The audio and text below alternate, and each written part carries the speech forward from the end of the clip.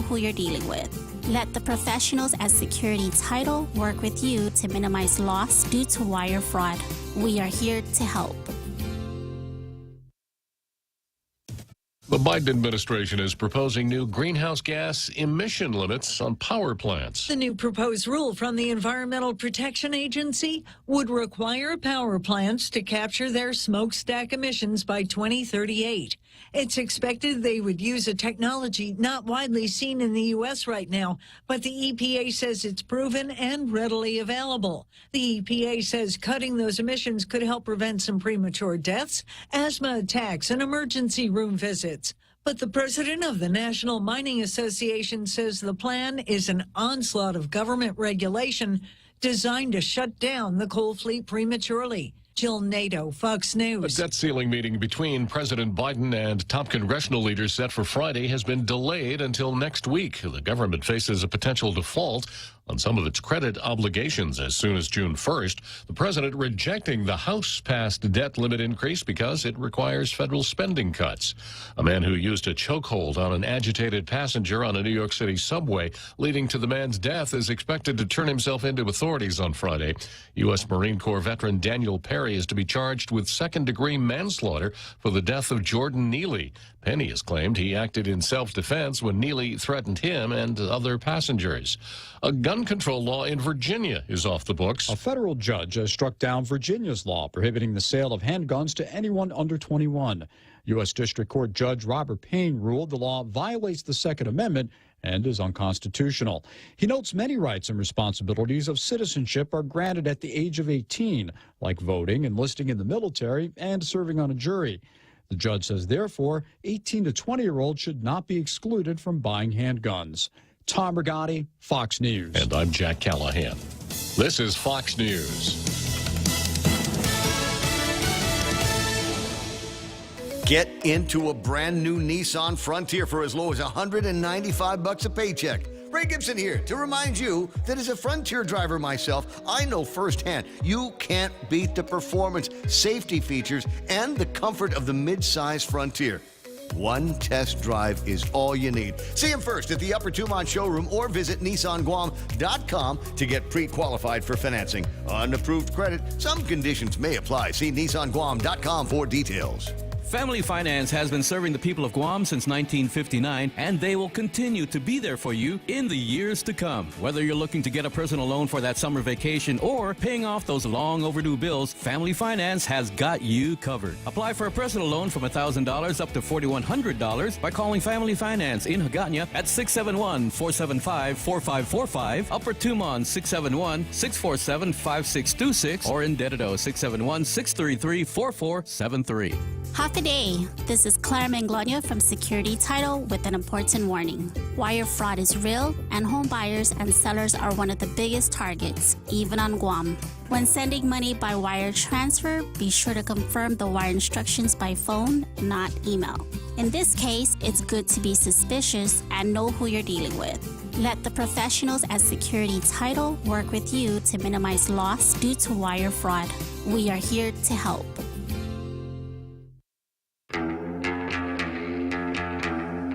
Welcome to Tall Tales with Bob Klitzkie, the only show on talk radio where common sense is a lot more common. Phone lines are now open at 888-TALK. That's 888-8255. And now, The Point proudly brings you Tall Tales with Senator Bob Klitzkie. A well-regulated militia being necessary to the security of a free state, the right of the people to keep and bear arms shall not be infringed. I'm wearing my Tailgater t-shirt today because it's Tailgater Shirt Friday. Actually, every day of the week is Tailgater Shirt Day, but Friday is special because Daryl and I have to kind of go into mourning because there'll be no tall tales. Comes 1800 today, there'll be no tall tales for 70 hours until 1600 on Monday. So it's tough on us, but we get through it somehow. We bear through it. So let's see what we've got going on for today. We've actually got an editorial from the Daily News. At least it's something they ran on their editorial page. I don't actually call it an editorial because it doesn't have the necessary elements for editorials. It's another one of those feel good, let's be nice and say nice things about people type of undertaking. Here it goes. National Hospital Week officially commenced on Sunday and will continue until Saturday. During a ceremony on Monday, Governor Leon Guerrero signed a proclamation to designate May 7 through 13 as National Hospital Week on Guam. Guam Memorial Hospital Authority was joined by representatives from Guam Regional Medical City and the U.S. Naval Hospital to celebrate the combined commitment to caring for the community. The week-long event is to celebrate hospitals and hospital workers to recognize the efforts and courage of the heroes in our community. The theme for this year's National Hospital Week and National Hospital Day is We Are Healthcare, Caring for Patients, Strengthening Communities. According to the American Hospital Association, this week is an opportunity to highlight hospitals, health systems, and healthcare workers in innovative ways they're supporting and connecting to their community. Hospitals and healthcare workers are the pillars of our community. They are the front lines whenever disaster strikes and have been working endlessly during the Wuhan virus pandemic. Hospitals provide care and support for patients and continue to do so while discovering innovative ways to improve and treat patients. They take care of us, help us live longer, and provide a safe space for all of us. A safe space unless you happen to be the son of, what was his name? What's Lebowski's first name? David. Yeah, unless you happen to be the son of David Lebowski, then it's not so safe. Just the effort and lengths of hospital workers will go through is truly admirable, and the least we can do is show our appreciation. They work long hours and days, yet they continue to be tirelessly committed and compassionate and go above and beyond their tasks. To celebrate National Hospital Week here in Guam, the hospitals gathered for a wave at Chief Kapua Circle. The hospitals will also engage in Hospital Week friendship games where they will compete to claim the winner's trophy. The winning hospital holds the trophy until the following year's games. As today is National Hospital Day, let's give our appreciation to hospital workers by letting them know how grateful we are by recognizing their sacrifices. Let's remember the significance of healthcare providers in our community. Well, since it's National Hospital Day, I'll save my sick jokes until Monday. But what a poor excuse for an editorial. Do you know more now than you knew before I started? Has your ideas been challenged? Has someone in the community, has there a call to action? Has something been exposed that you didn't know about before? Why even bother with something like this? Now, I have a real editorial here and a personal confession from Troy that I'm going to read because the Post doesn't even try to run editorials anymore. So here's Troy.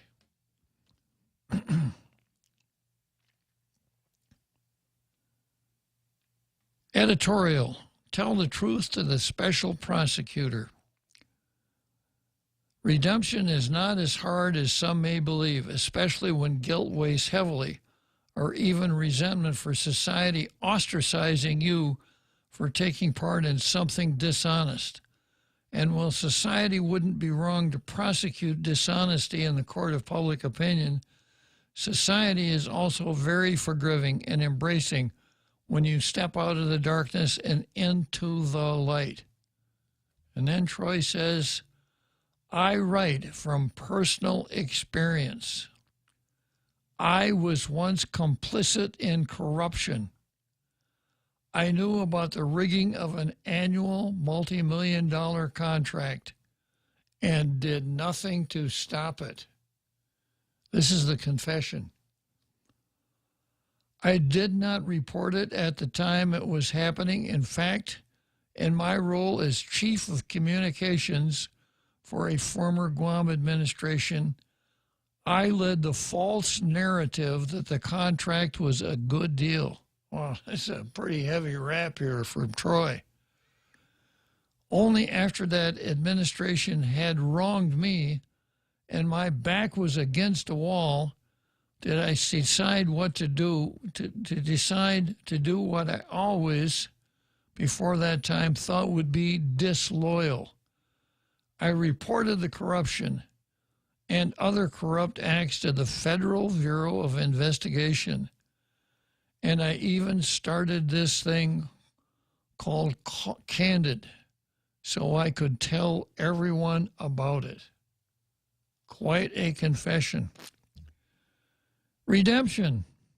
And most Guamanians became supportive, encouraging. The common line I was told was they knew the corruption was happening, but they never heard it admitted from someone from the inside. As Attorney Jim Kingman, the special prosecutor in the CNMI government's corruption case against former Governor Ralph Torres, seeks justice on behalf of the Commonwealth, there is real opportunity here for the people who knew about and even benefited from Mr. Torres's corruption to walk out from the dark. Ralph Torres did not succeed by himself in the alleged criminal conspiracy with the casino to defraud the Commonwealth and its landowners and to launder what is believed to be billions of dollars. He wasn't alone in currying special favor with the Commonwealth Utilities Commission and the Department of Finance to provide himself hundreds of thousands of dollars in utility services that profited his family's piggery business. Now that's emblematic, isn't it, Daryl? Pork.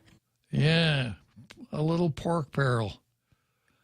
He did not procure illegal first-class travel and reimbursements for personal expenses on his own.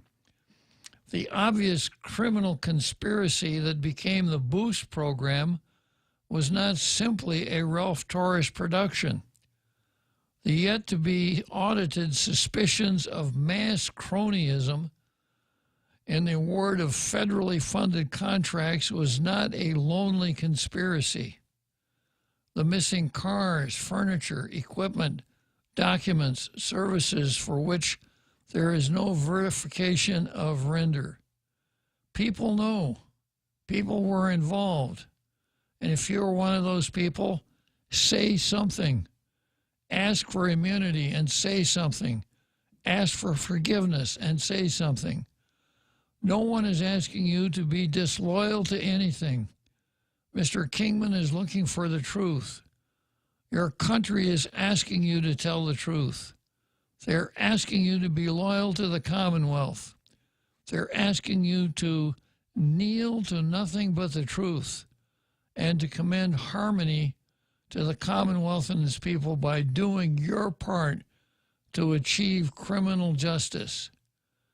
Because no one should be treated better than you in the eyes of the law. No one, not even a governor, should be above justice and accountability. No one should take your evenings and devalue your hard work and get away with it. But everyone who tells me the truth, who tells the truth, even against his perceived self-interest, should be held high. They should be celebrated for stepping into the light. You will be redeemed. Now, obviously, there isn't any systemic racism here. Troy is coming forward and saying, throw the narrative away and tell the truth. So it's a great editorial. And it would rate a blue star if it weren't for the most interesting part of it, and that's Troy's confession. A good editorial should be objective and not subjective, and shouldn't rely on, the personal experience of the editorial writer. Troy, I'm glad you did it the way you did it, and I'm sure you'll be reaping many other blue stars as time goes on. But talk about hard hitting. Now, of course, we all know exactly who Troy is talking about because he was the director of communications in the Calvo administration. So we all know who he's talking about, and what a revelation on Troy's part. And that would have been an interesting article all by itself. And the editorial would have stood on its own bottom. All you folks who participated in the Ralph Torres suggested corruption in the Northern Marianas, now's your time for redemption. Go to that special prosecutor, ask for immunity, and tell him what you know. And not only will you root out the corruption that occurred in the Torres administration, but I think you will go a long way towards immunizing the Northern Mariana Islands from future corruption.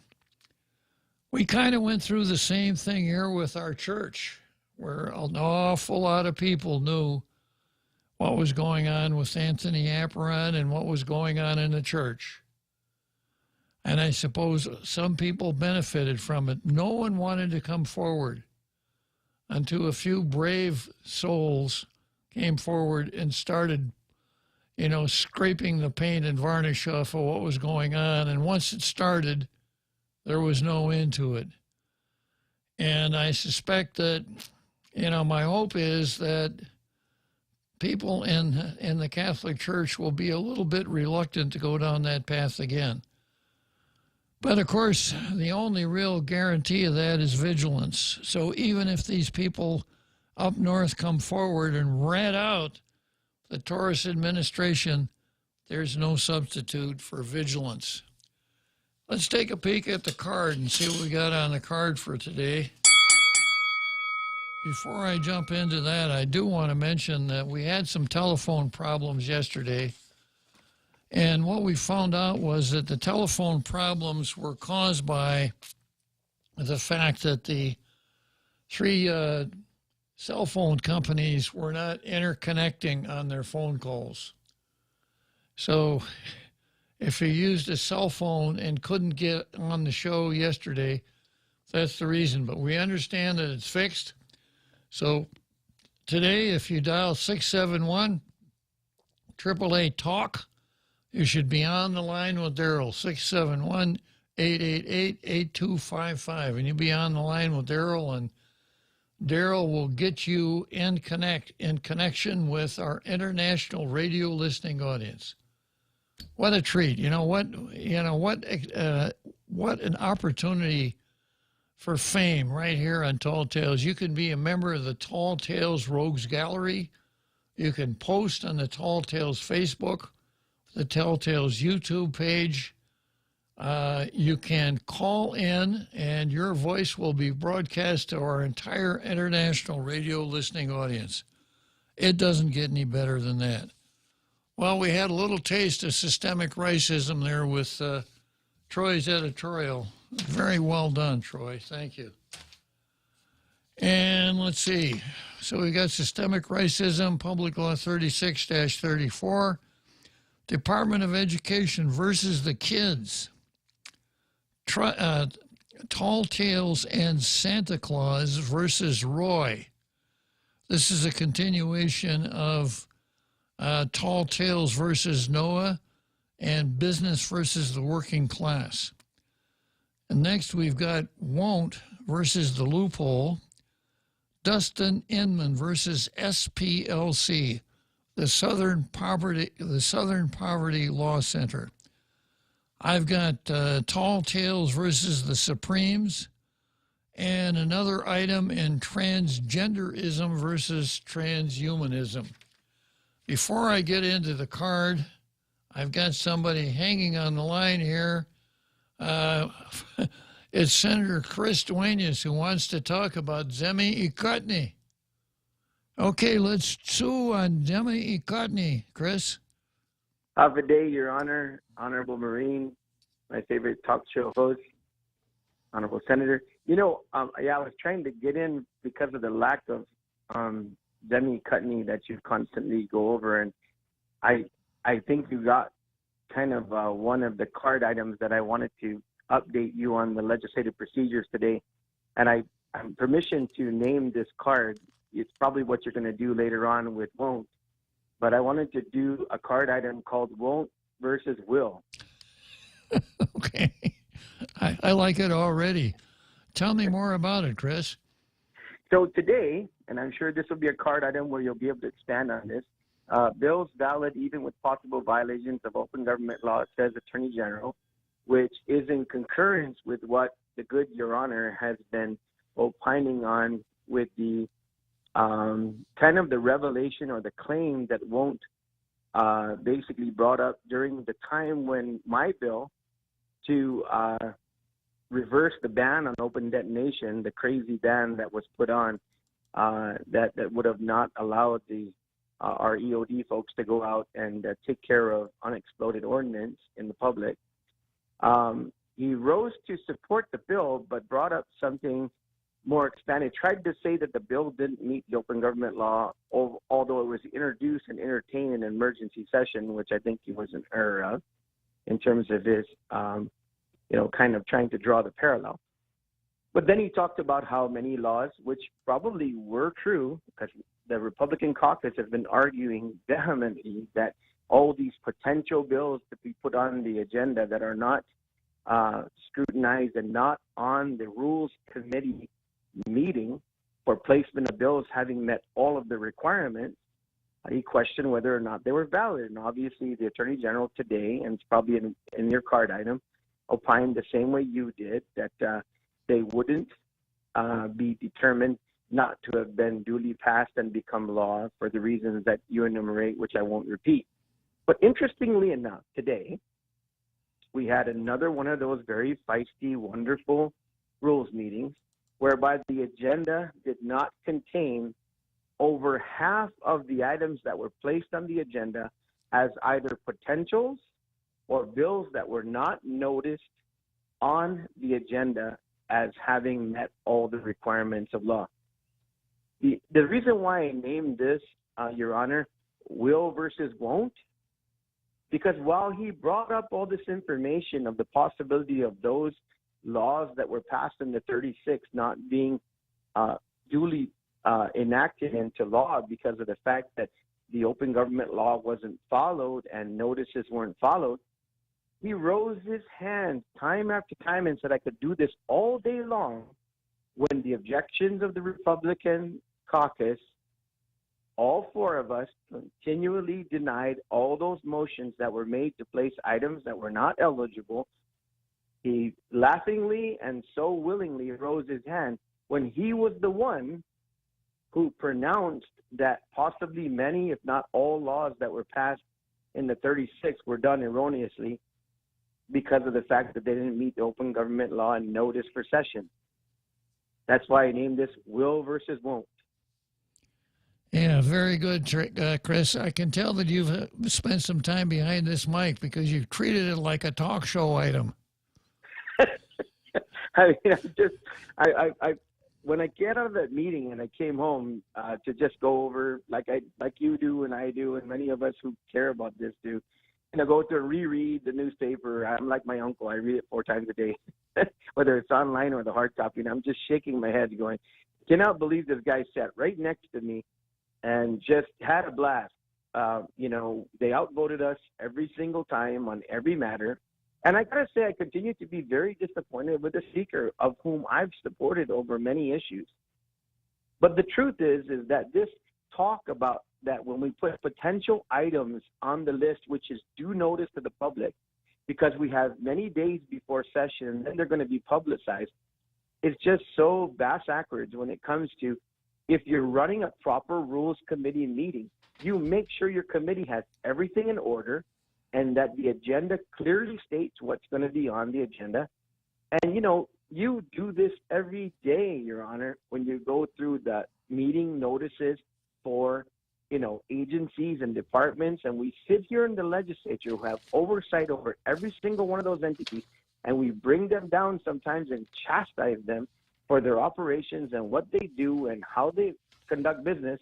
But we sit there piously and just throw everything out the window and say, doesn't matter that it's not duly noticed on this agenda, that it's duly noticed that everything that we published is ready and available to be heard in the session that we're scheduling.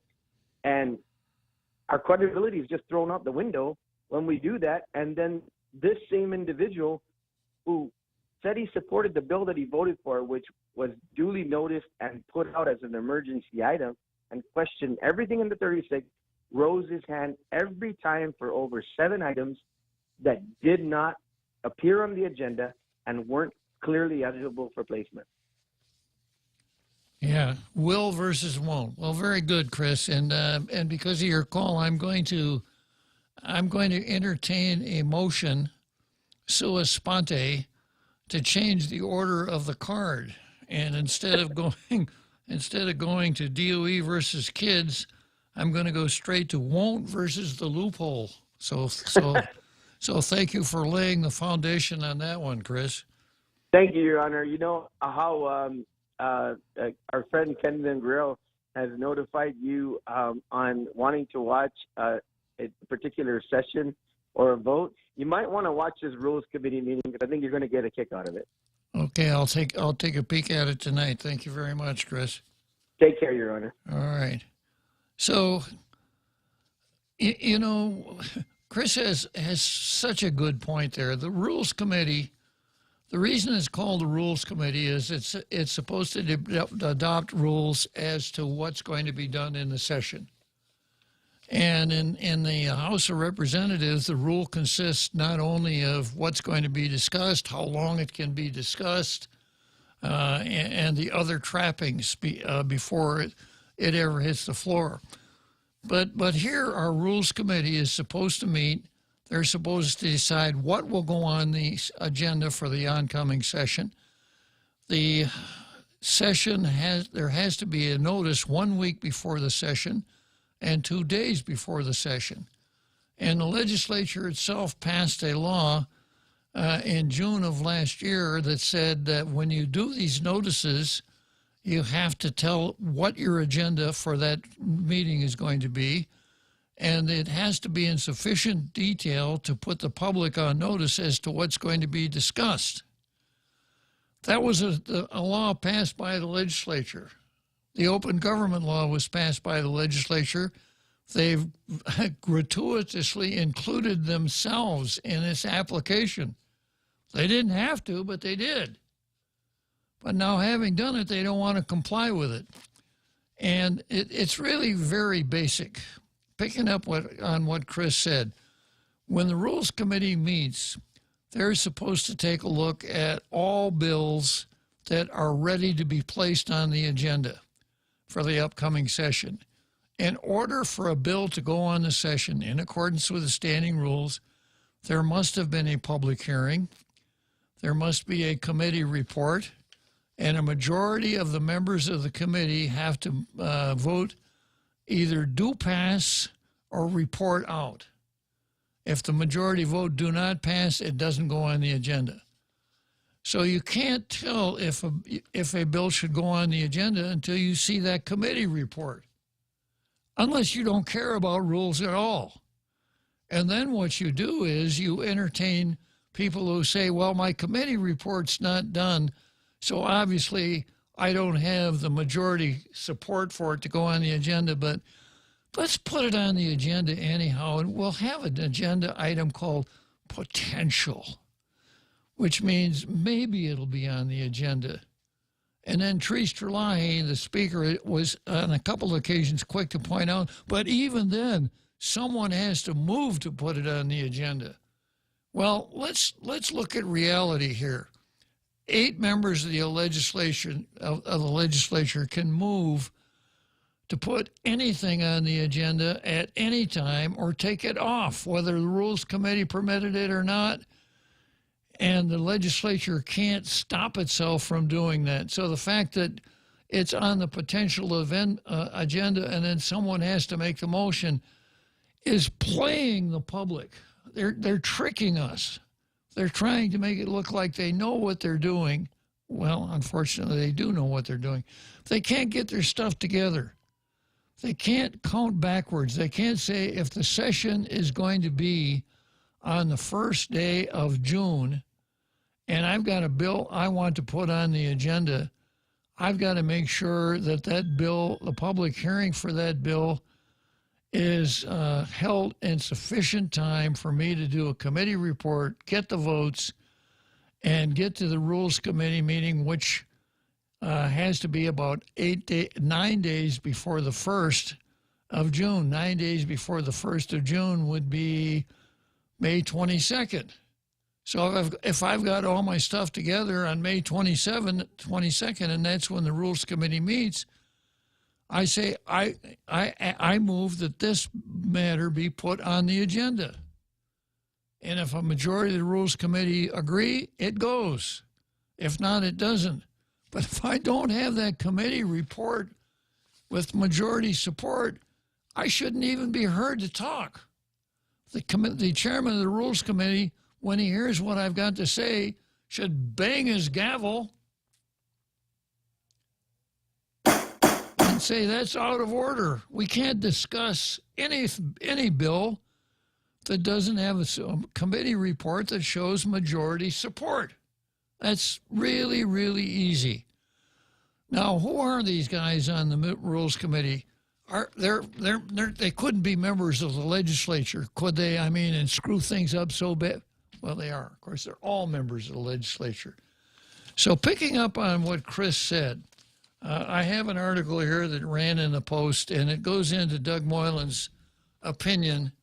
Yeah, let me take a short break here, and I'll come back to Doug Moylan's opinion. We don't want you standing along the lines. It's just not right. So Bank Pacific provides excellent online and mobile banking and 24/7 access to your money with our Visa debit cards. And if you want to visit any of our 4 offices, please do so, because we're short on lines and long on service, open Fridays until 6 and on Saturday mornings. Goodbye to the frustration of waiting in long lines. Say hello to Bank Pacific. It'd be our privilege. Bank Pacific, member FDIC.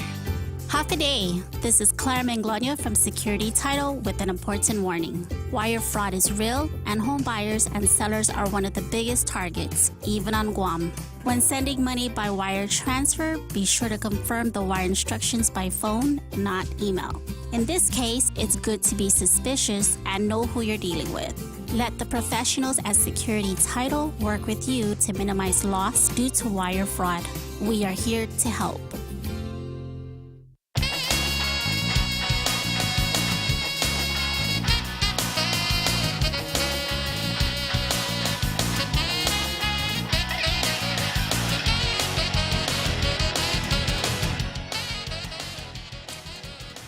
So Doug Moylan says, the headline of this article in the Post, bills valid even with possible violations of open government law, says Attorney General. And as Chris pointed out, yeah, I spoke on this when it first came up.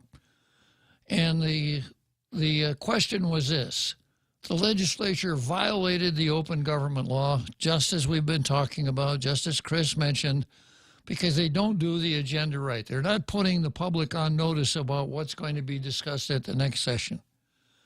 So Won't Parkinson stands up and said everything we're going to do today is invalid because we violated the open government law. And all of the other stuff that we passed is probably invalid. I'm going to get an opinion from the Attorney General. And when that came up, I gave you a really quick, easily understood answer. And it's called the enrolled bill law. And this is how it works. When the legislature votes on a matter, it does so by roll call. The recording secretary keeps track of the votes and announces that the bill has passed. The fact that the bill has passed must be entered on the journal of the legislature, and then it must be engrossed. Now, when it's engrossed, that means the recording secretary and council sit down with the bill as introduced and all of the floor amendments that went into that bill and come up with a final copy that incorporates all of the amendments. And when that's done, the bill is actually, I've got my order wrong here. When that's done, the bill is engrossed. Once the bill is engrossed, it's passed out to the members. Then they vote. When a motion is made to put the bill on third reading, the bill has to be engrossed. It goes on third reading. The bill is introduced, incorporates all of the amendments, then the members vote on it. After the vote, the bill is enrolled.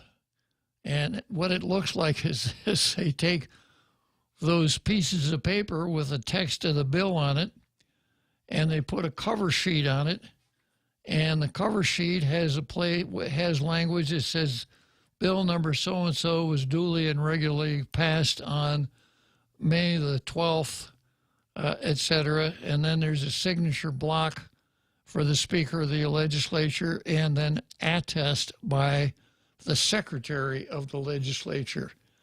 And it's very fancy. It's stapled blue paper, so it's blue-bagged.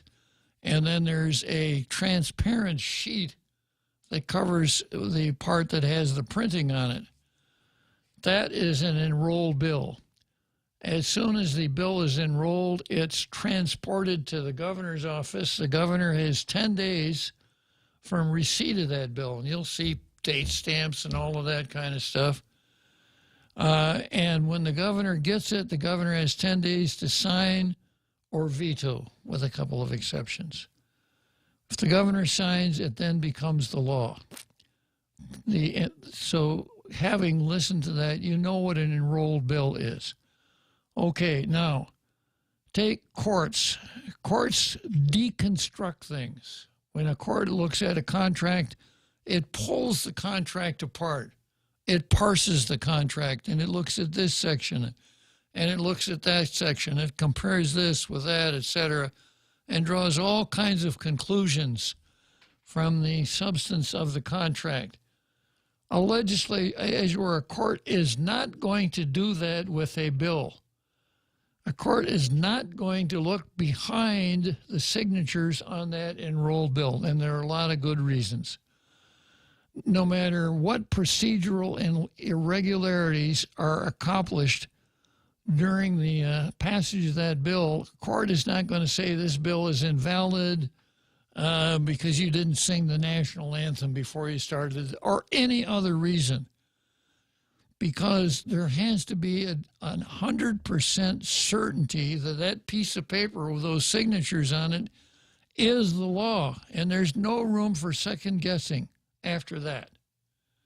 That's one of the reasons. Another reason is comity, C-O-M-I-T-Y, not C-O-M-E-D-Y, comedy, which you find an awful lot of at the legislature also, Daryl. Where's that snare drum when I really need it? That's better, yeah. If it's funny, you use a snare drum.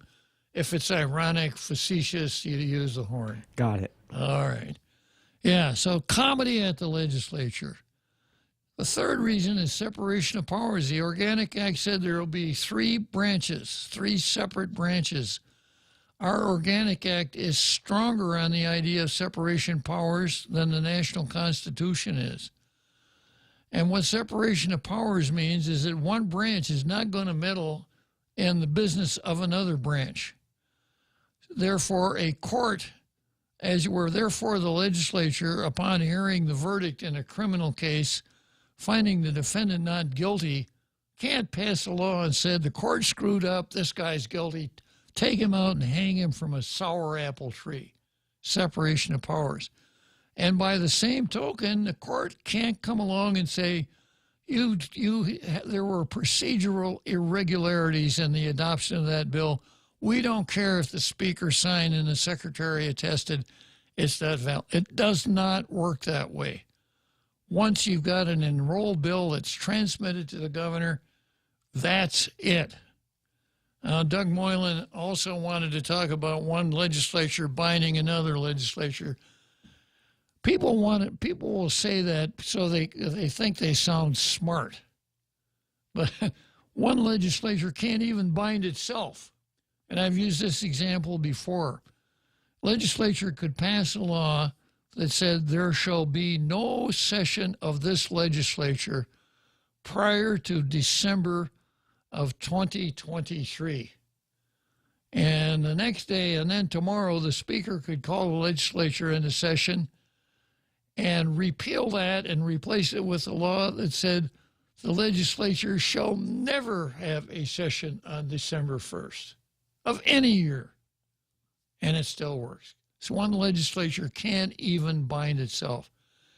The closest you can come to binding effects of things the legislature do are approval of things like bond covenants, leases, etc., where there's a third party involved. But one legislature can't even bind itself. Now, what Doug should have said, and what he was angling at, was that the legislature can't amend the Organic Act. And the Organic Act tells you how a bill gets passed. It passes with a majority of the vote. Once it's passed, it's enrolled in it's transcribed into the journal, and it's sent to the governor for action.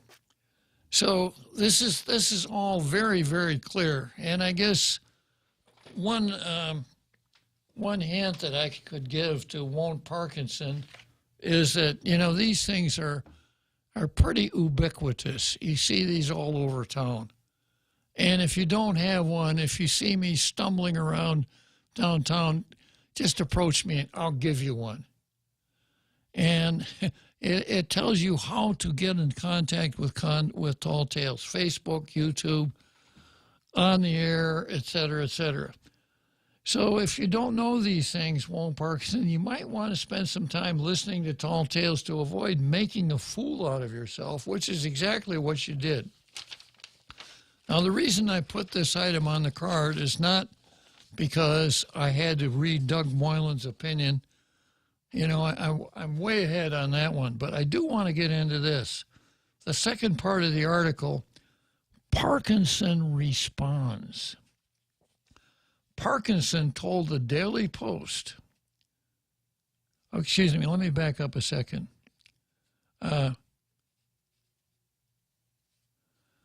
A quote from Doug's opinion. Therefore, prior bills that became law that may not have complied with Guam's open government law are not invalid. The attestation by the Secretary pursuant to the rules adopted by the legislature certified that the document, bill, or resolution being certified has complied with the rules and procedures that the senators chose to follow in performing their official act of approving the bill, etc. It's kind of the same thing that I said. Parkinson told the Post that he respected the AG's opinion, but he is troubled that this loophole in the open government law opens up residents to legislation for which they don't have proper notice and no proper say. Loophole. Now, my first response to that is, this is a feature. This is not a bug. This is not something that's wrong that needs to be plugged. This is an extremely important feature of the mechanism of our tripartite government, that even when the legislature doesn't comply with internal formalities, when you see those two signatures, it is a duly enacted law. It's not a loophole. That's a design. And it's probably been that way since the first United States Congress. I've done a little research on it and found that this is a pretty common feature of legislatures. So I've got a couple of things that you need to consider. I'll start out with the big picture.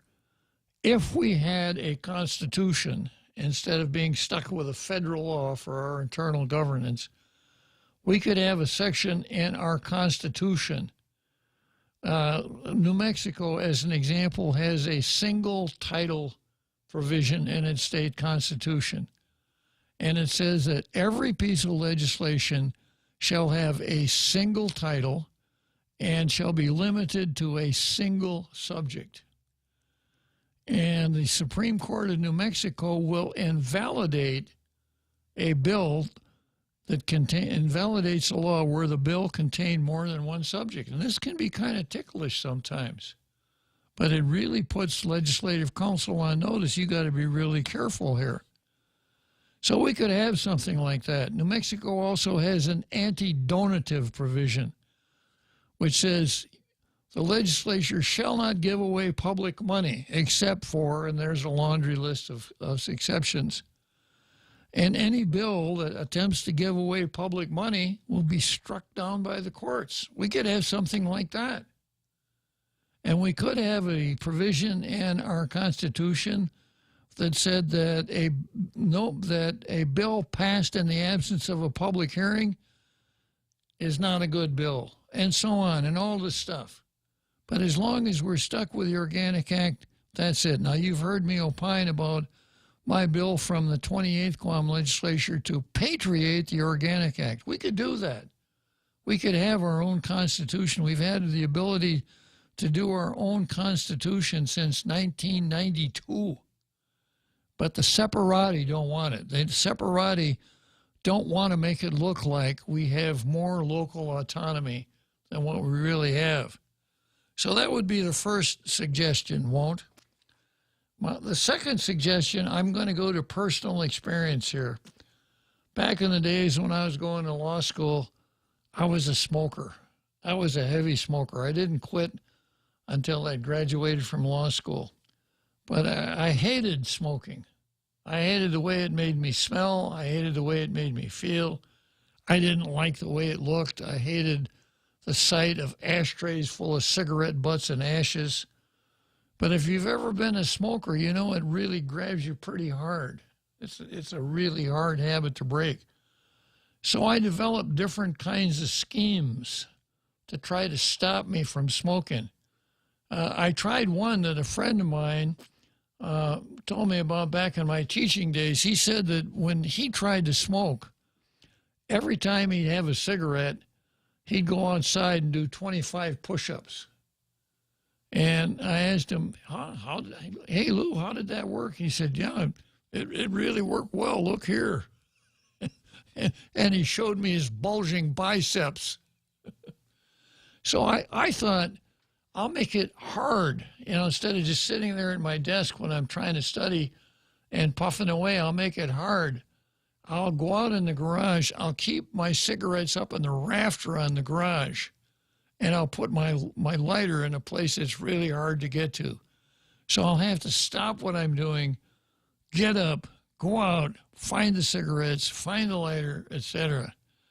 And I tried that for a couple days, but I had to quit because I was afraid if I stuck with it, I'd flunk out of law school. I was spending more time out in the garage with my cigarettes than I was studying and trying to do well in law school. So that's the lesson for you, won't? If you want to plug the loophole, go down to Guam Home Center in Jigo and buy yourself a bag of corks. And every time you're in a rules meeting and someone comes up with this potential items on the agenda, take your shoe off like Nikita Khrushchev and bang it on the table and say, no, we can't do that. That's not the way our rules read. That's not what Rules Committee's for.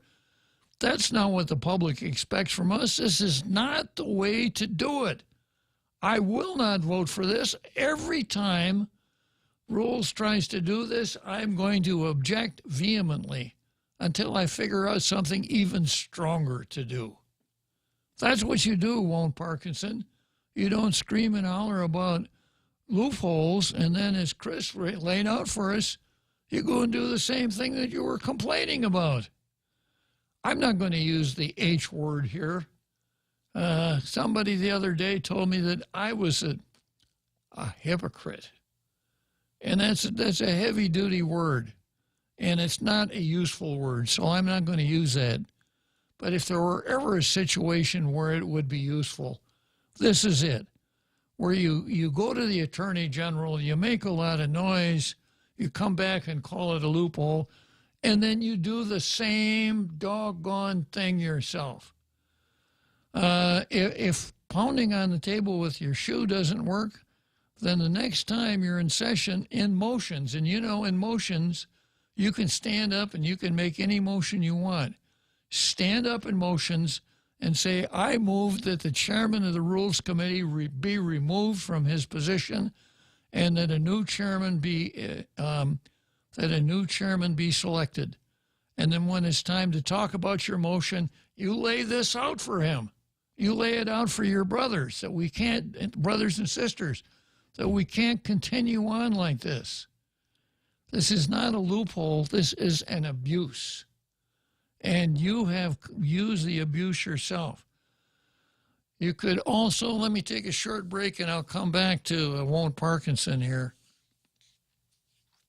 Join us on May 12th as we host our annual PBS Guam Pledge Drive. Tune in and show your support for quality, educational, and entertaining programming. Your contributions help us continue to bring you thought-provoking documentaries, captivating cultural programs, and engaging children's shows. So tune in to PBS Guam Friday, May 12th from 7 p.m. to 10 p.m. and pledge your support to help us keep Guam enriched, inspired, and entertained.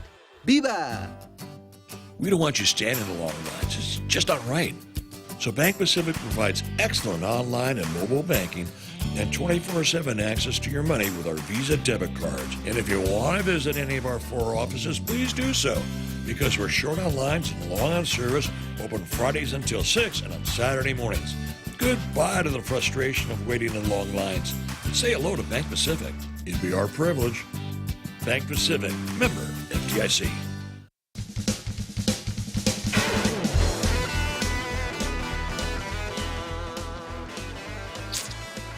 Okay, my next suggestion, Mr. Walt Parkinson, Mr. Loophole Finder, is a tattoo.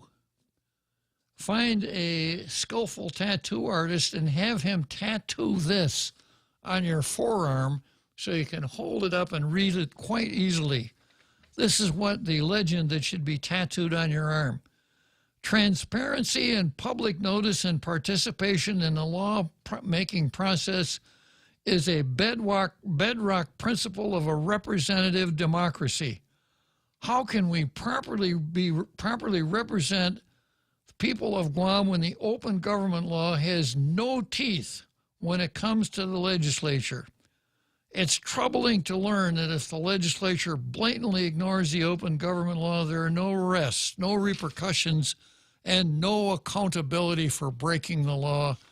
And that just doesn't sit right with me.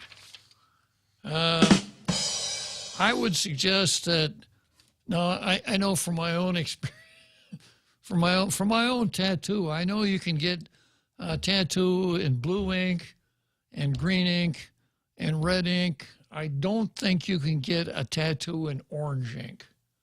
But if you could, you damn sure should, because you want to go with the truth and the facts and not the narrative here, Mr. Walt Parkinson.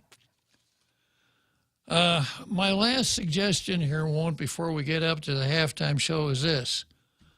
Make an amendment to the standing rules and put some teeth into the standing rules.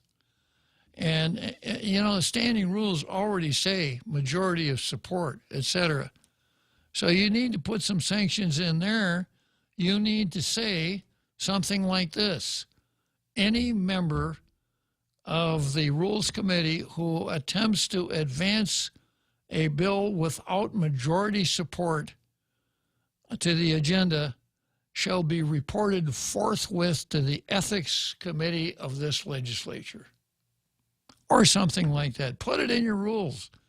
If you want some teeth, go down to Doc Johnson and ask him if he's got an old set of dentures laying around, and put some teeth in your standing rules yourself. But you know, this kind of makes me wonder if you really know what a legislature does and what a senator does.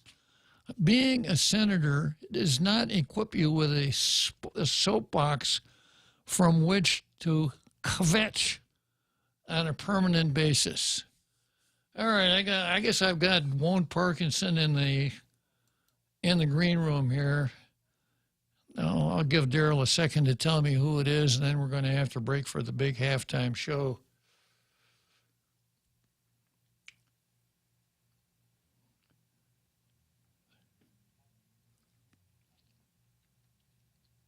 Who is it, Daryl? And I guess Daryl is taking over as a talk show host here. The guy's still on the phone. I got his phone number here, but I don't know who he is. And I usually like to let you know, notice, etc. I usually like to let you know who it is that's in the green room. I guess you changed his mind, huh, Daryl? He was asking me a question about yesterday. And then you're talking to me. I couldn't understand either of you. Yeah. So I guess I had to put that into the rules of engagement. When you call in, believe it or not, the guy to talk to is me. And the guy who answers the phone is known as a producer. You tell the producer what your name is and what you want to talk about, and that's all. You don't lay your case out to the producer, whether it's Daryl or Jose. Daryl, let's break for the big halftime show. Have we got Rogues Gallery today, I hope? We do. Okay, and then after the big halftime show, we're going to go to the Leon Guerrero show, right? Hopefully, I have instructions from Jose, and I'm going to try them out in just a minute. All right, we'll give it our best shot. We'll see you then.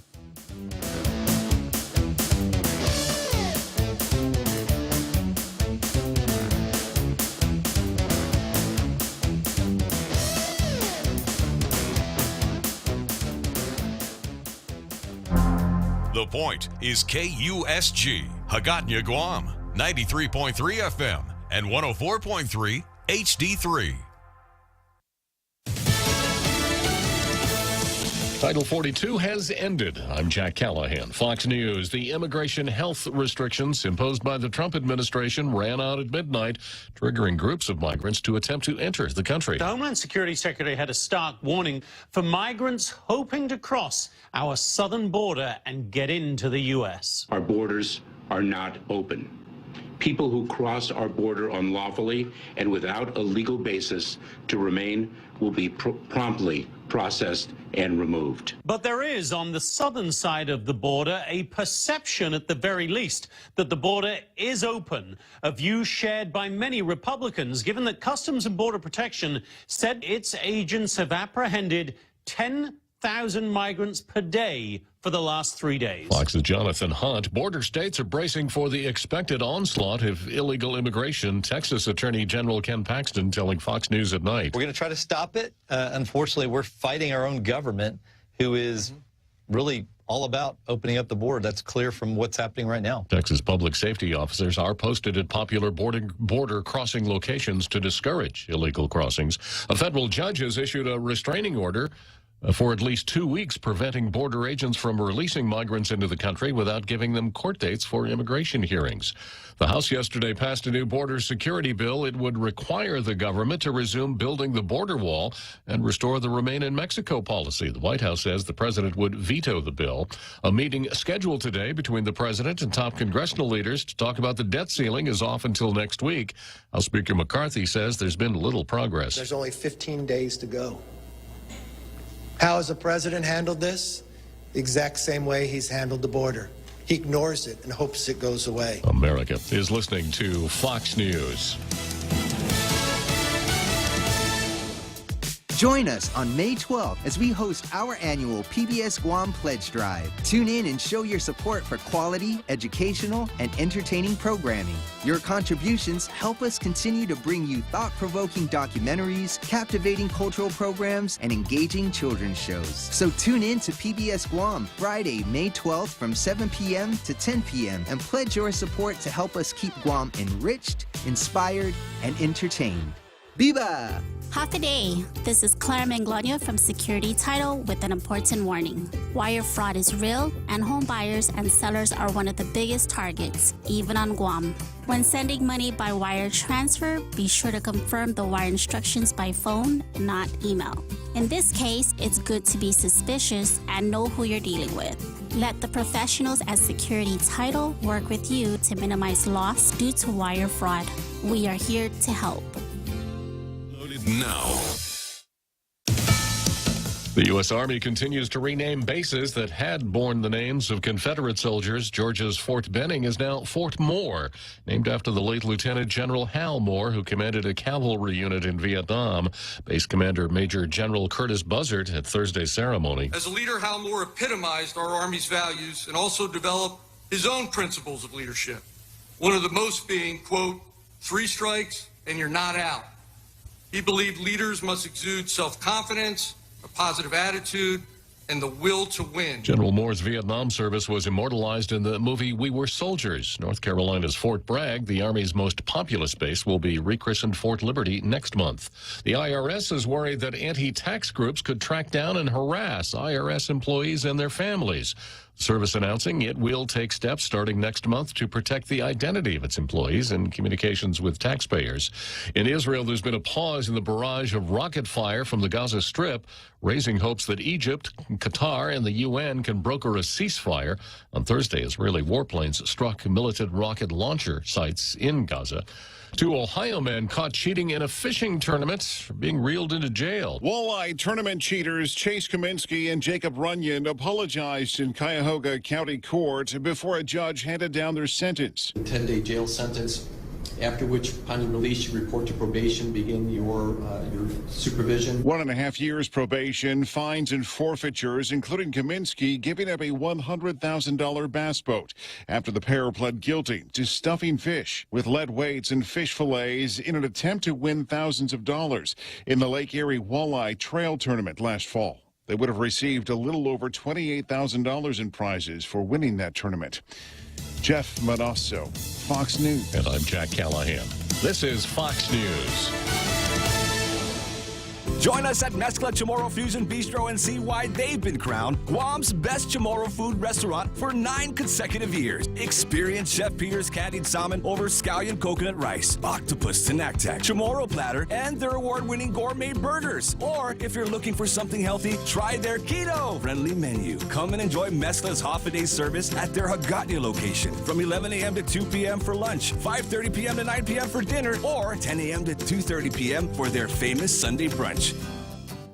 We don't want you standing in long lines. It's just not right. So Bank Pacific provides excellent online and mobile banking and 24/7 access to your money with our Visa debit cards. And if you want to visit any of our 4 offices, please do so, because we're short on lines and long on service, open Fridays until 6 and on Saturday mornings. Goodbye to the frustration of waiting in long lines.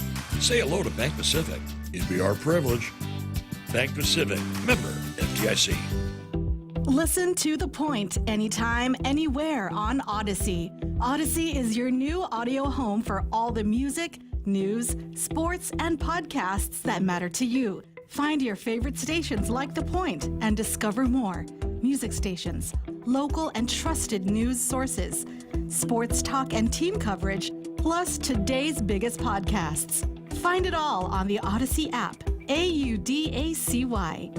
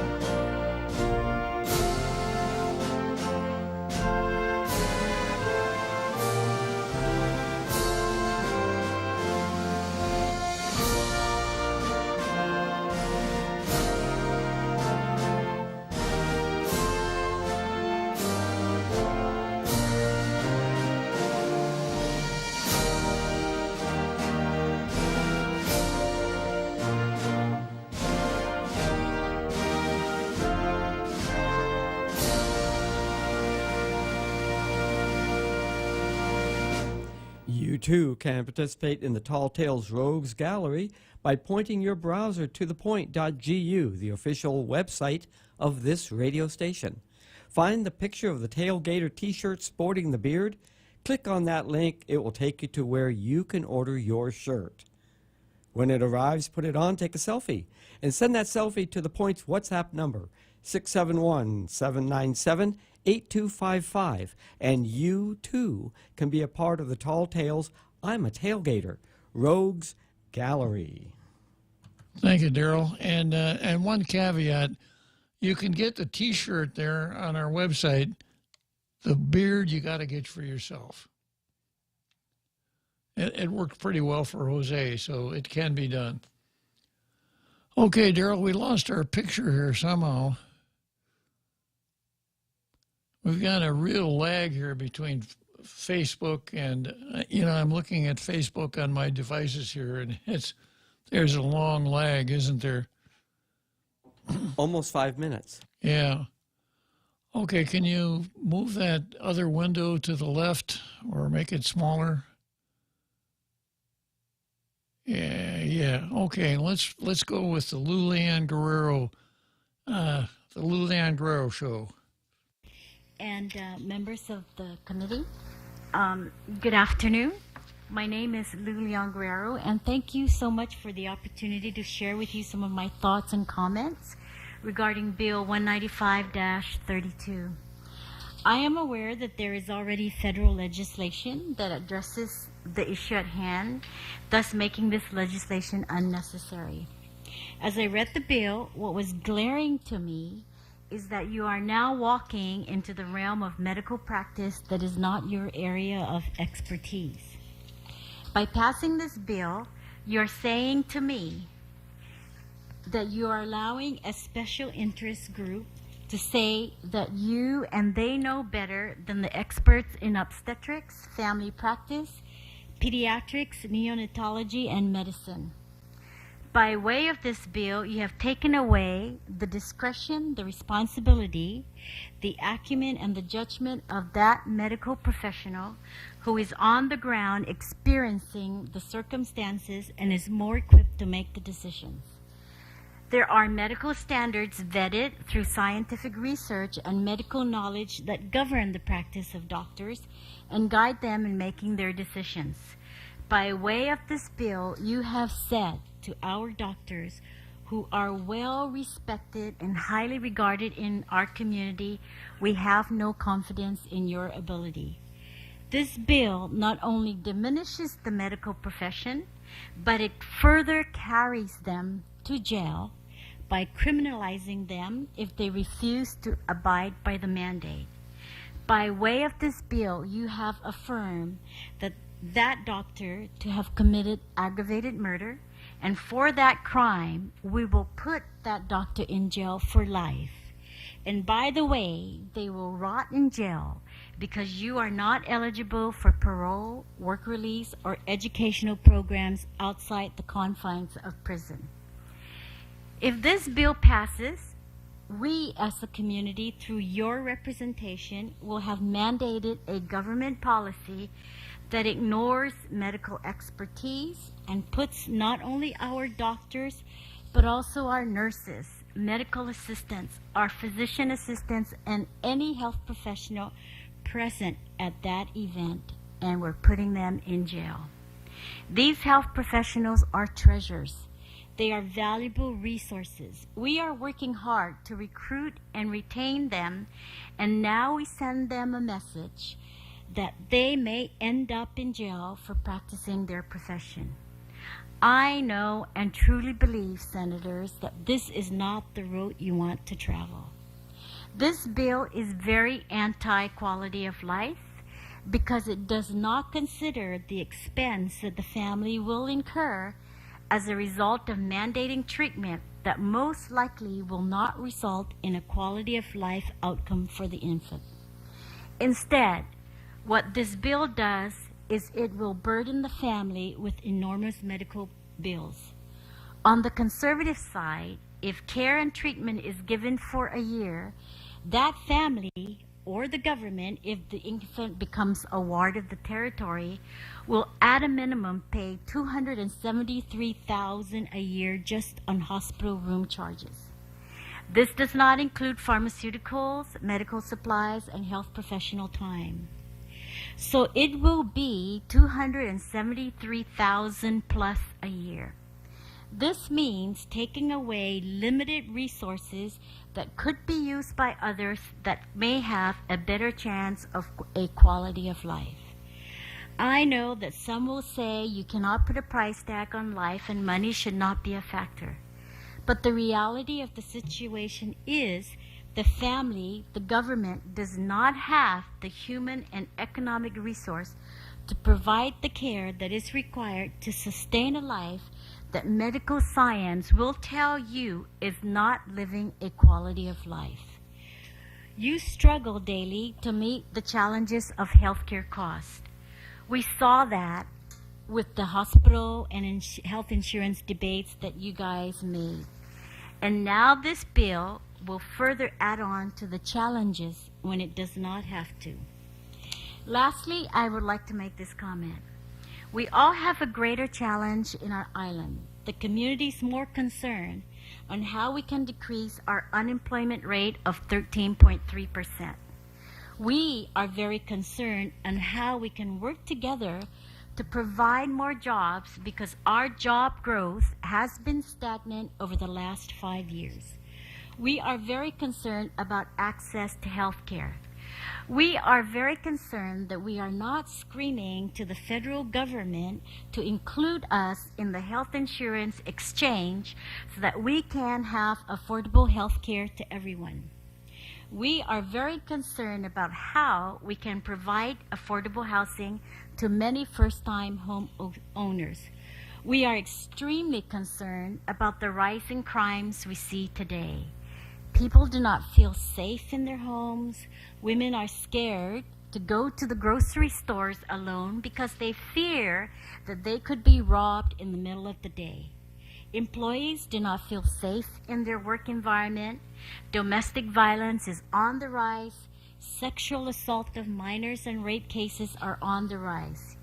You have in your campaigns pledged to work on these issues. You were all voted to help address these concerns. The issues you ran on were why you are my senators. Most of the voters did not vote for you based on whether you are pro-choice or pro-life. Please, let's get back on track to the more compelling issues at hand that have a greater impact to the quality of life of our people.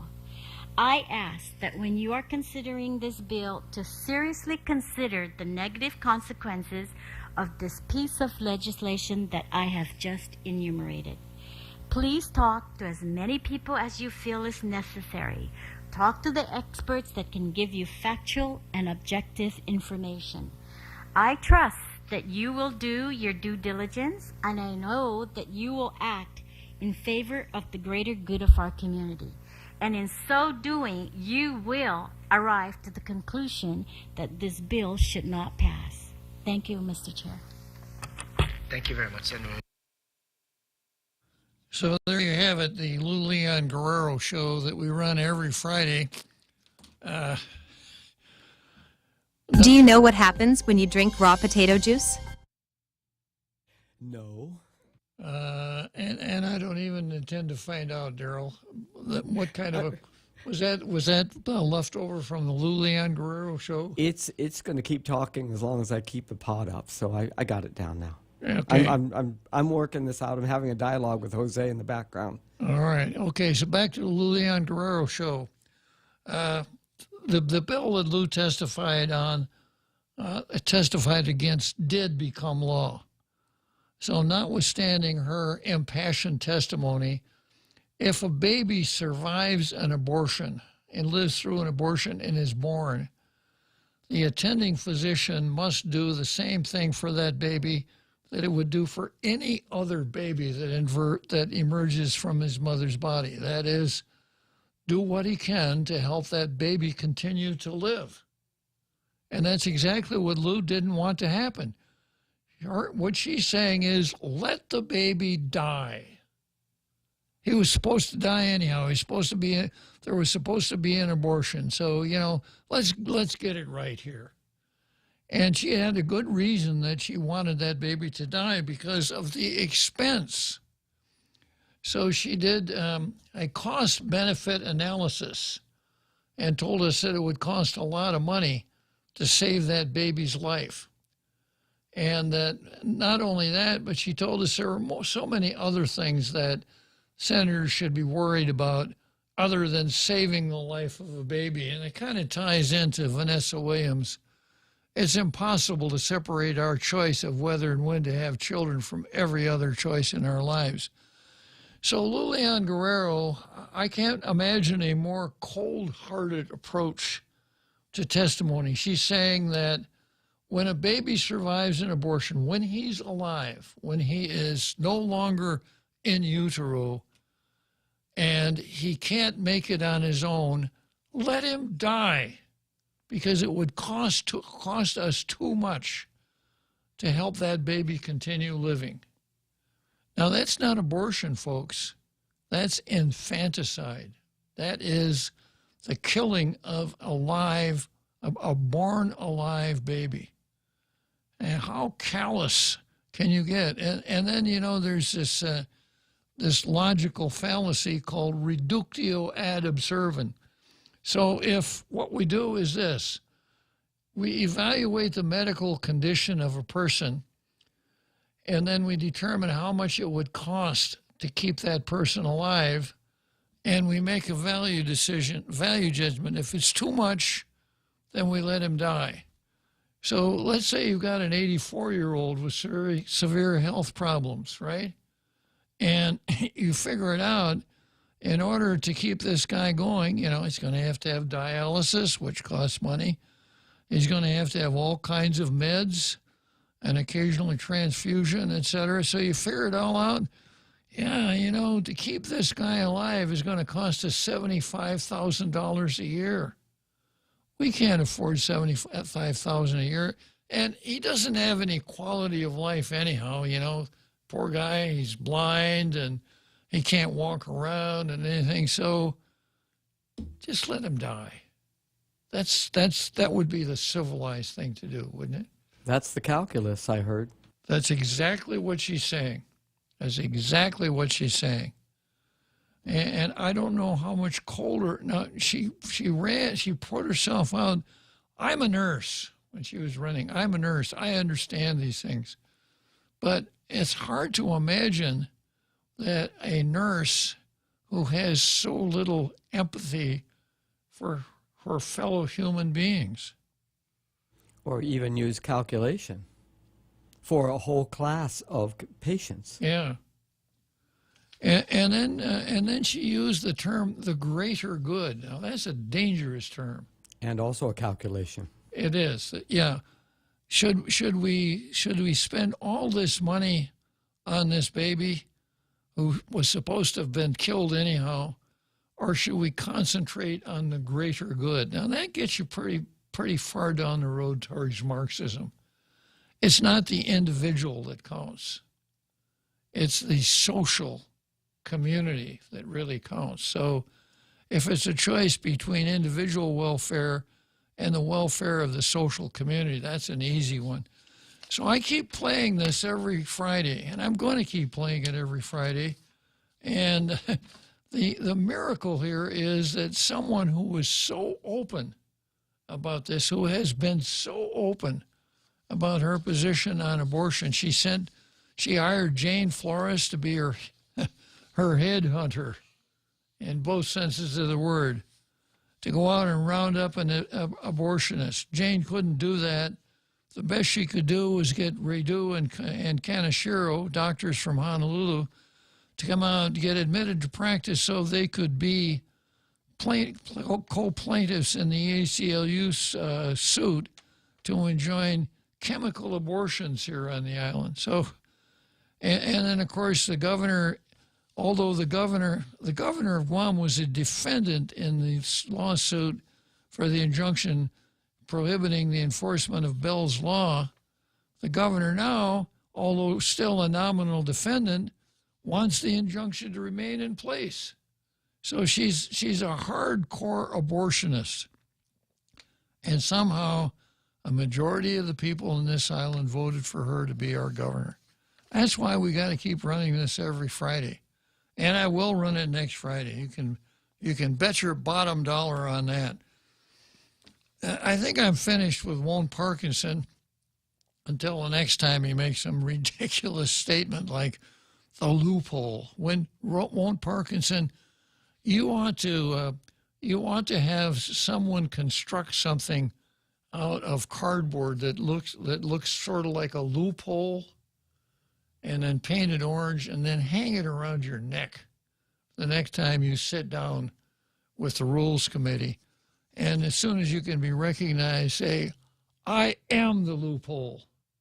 Because I vote for to put bills on the legislature, on the agenda, even though I know it's a violation of the open government law.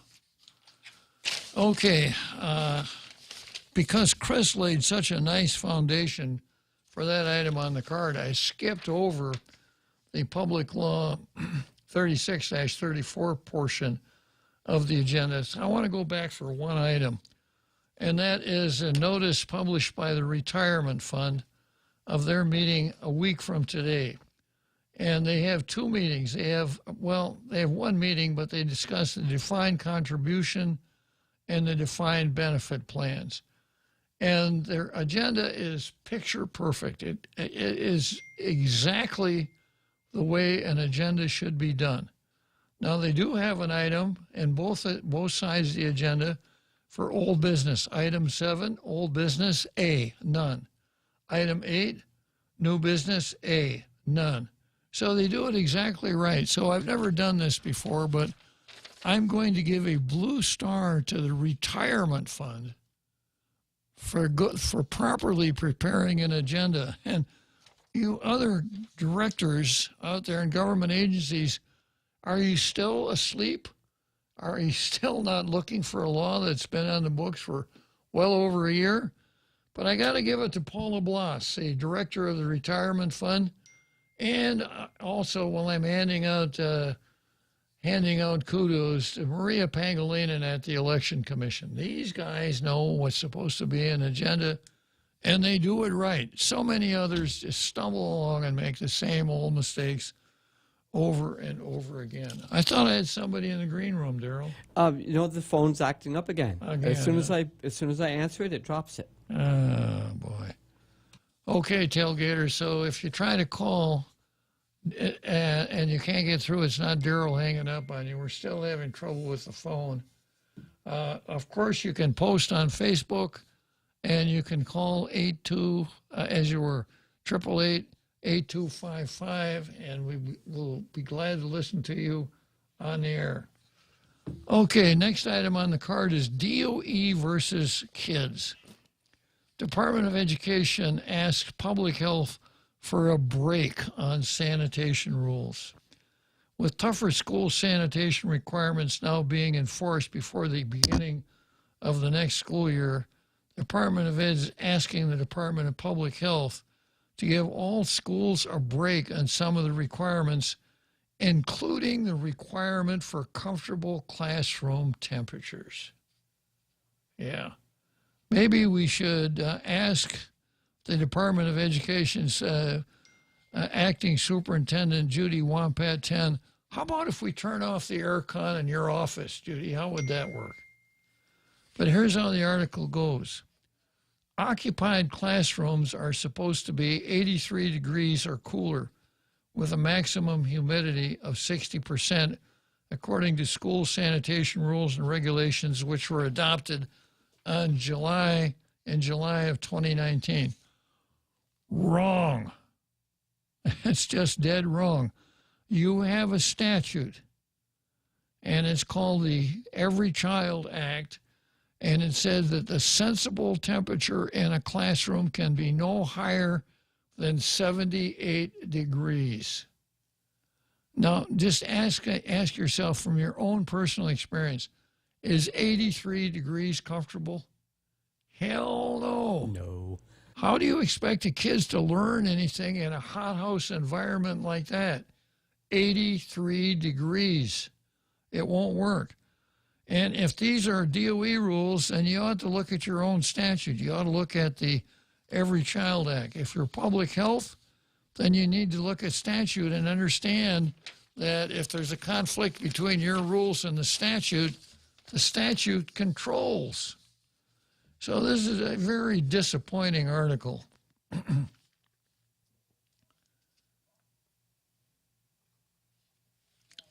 The Education Department asked for school-wide variances related to classroom temperature. In other words, they don't want the kids to have a workable learning environment in any of the schools. And they want variances on shower facilities, hand washing units, number of restrooms, exterior doors, restroom partitions, shower partitions, the use of acoustic ceiling tiles, and the requirement that building exteriors and outside structures are clean and in good repair. According to Public Health, DOE wants a variance to allow room temperatures to be outside the limits stated in the regulations. It has not asked for a variance on room humidity, which must be below 60%. Well, la-dee-da. Ocean View, during its last failed inspection, received 4 demerits because of its doors, etc. According to the report, Public Health granted DOE's request for a variance related to acoustic ceiling tiles, but continues to review other proposed variances. What you ought to do, Public Health, is tell the public schools, you got to get the temperature down to 78 degrees.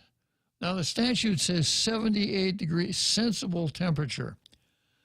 And what that means is this. You need a wet belt thermometer and a dry belt thermometer. And you know this. If the temperature in a room is 79 degrees and the windows are open and the sun and the wind is blowing through the room, a sensible temperature is going to be below 78 degrees. Now, Juan Pat 10, when she was a senator, believe it or not, introduced a bill that wanted to change that portion of the Every Child Act to say that there would be a temperature range, and the temperature range would go up to, the temperatures had to be between 78 and 82. So at the time, I commented on that and said, so if the temperature is not 82 degrees, we got to get a heat pump. We've got to heat these rooms up. Because, you know, there are times during the year, you know, in the rainy season, those rainy days, those gray, rainy days, when the temperature drops down to 75. Yeah. And you don't even need to turn the aircon on in your house, and you're going to get some cool temperatures. So she wanted up to 82 degrees. So, you know, I guess the news today was designed to see if we could play pin the tail on the talk show host, because I haven't found anything here that looks very good to me.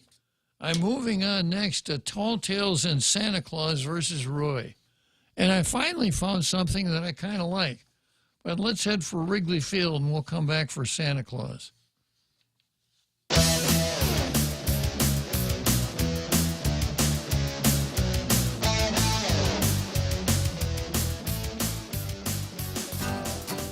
We don't want you standing in long lines. It's just not right. So Bank Pacific provides excellent online and mobile banking and 24/7 access to your money with our Visa debit cards. And if you want to visit any of our 4 offices, please do so, because we're short on lines and long on service, open Fridays until 6 and on Saturday mornings.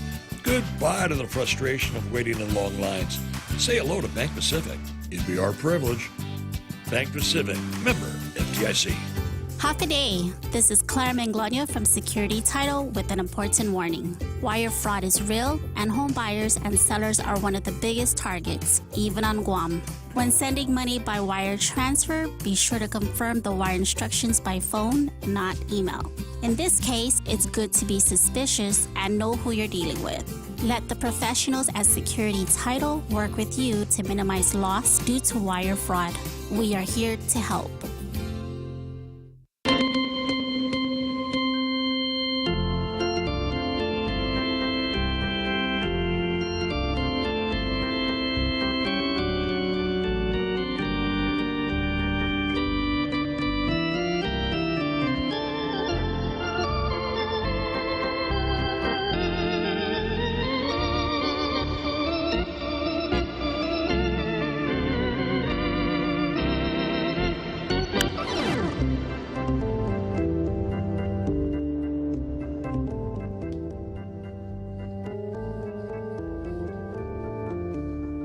So here we are at Wrigley Field. That means seventh inning stretch. It means I got 2 more innings, and I'll be putting the cap on another week of Tall Tales. Sad to say.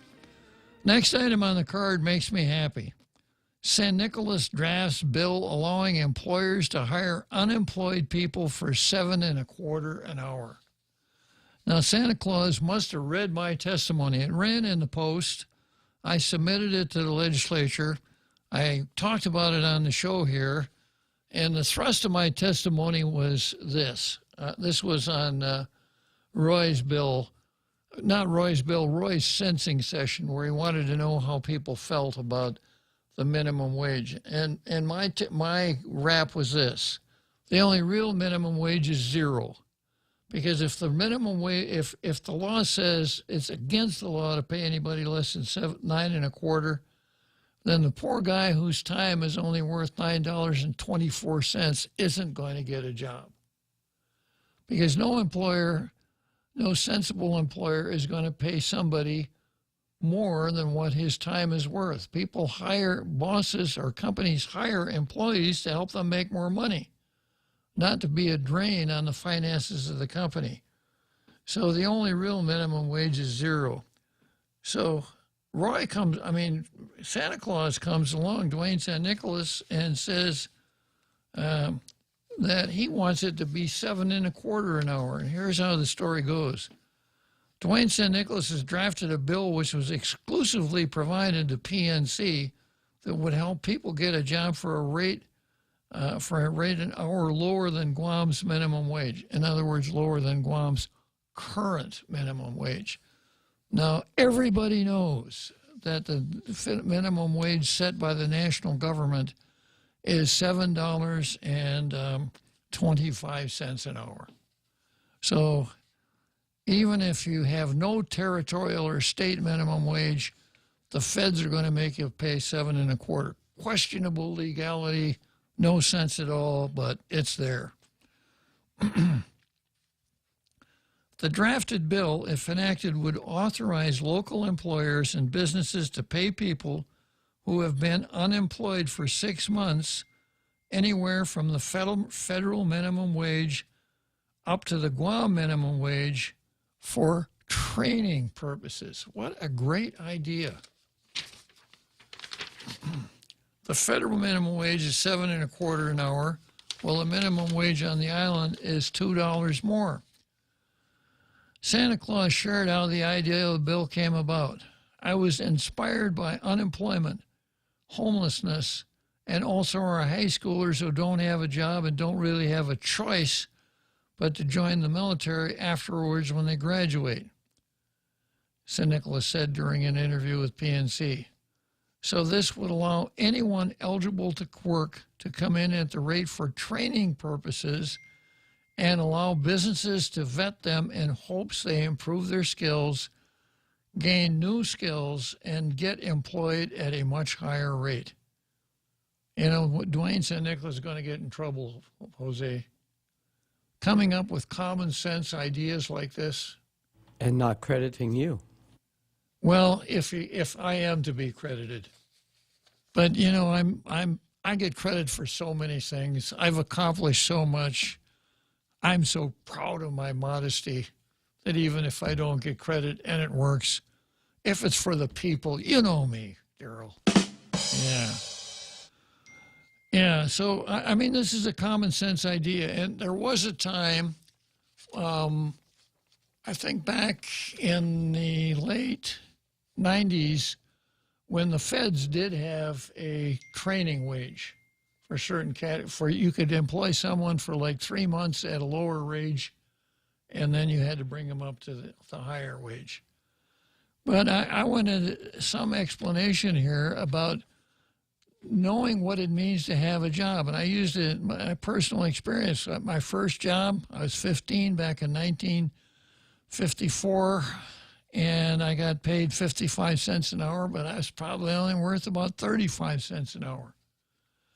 But I learned what it meant to have a job. I learned that the minimum wage job I had, which was being a soda jerk in a drugstore, was not supposed to be a living wage. and it wasn't supposed to be a career position.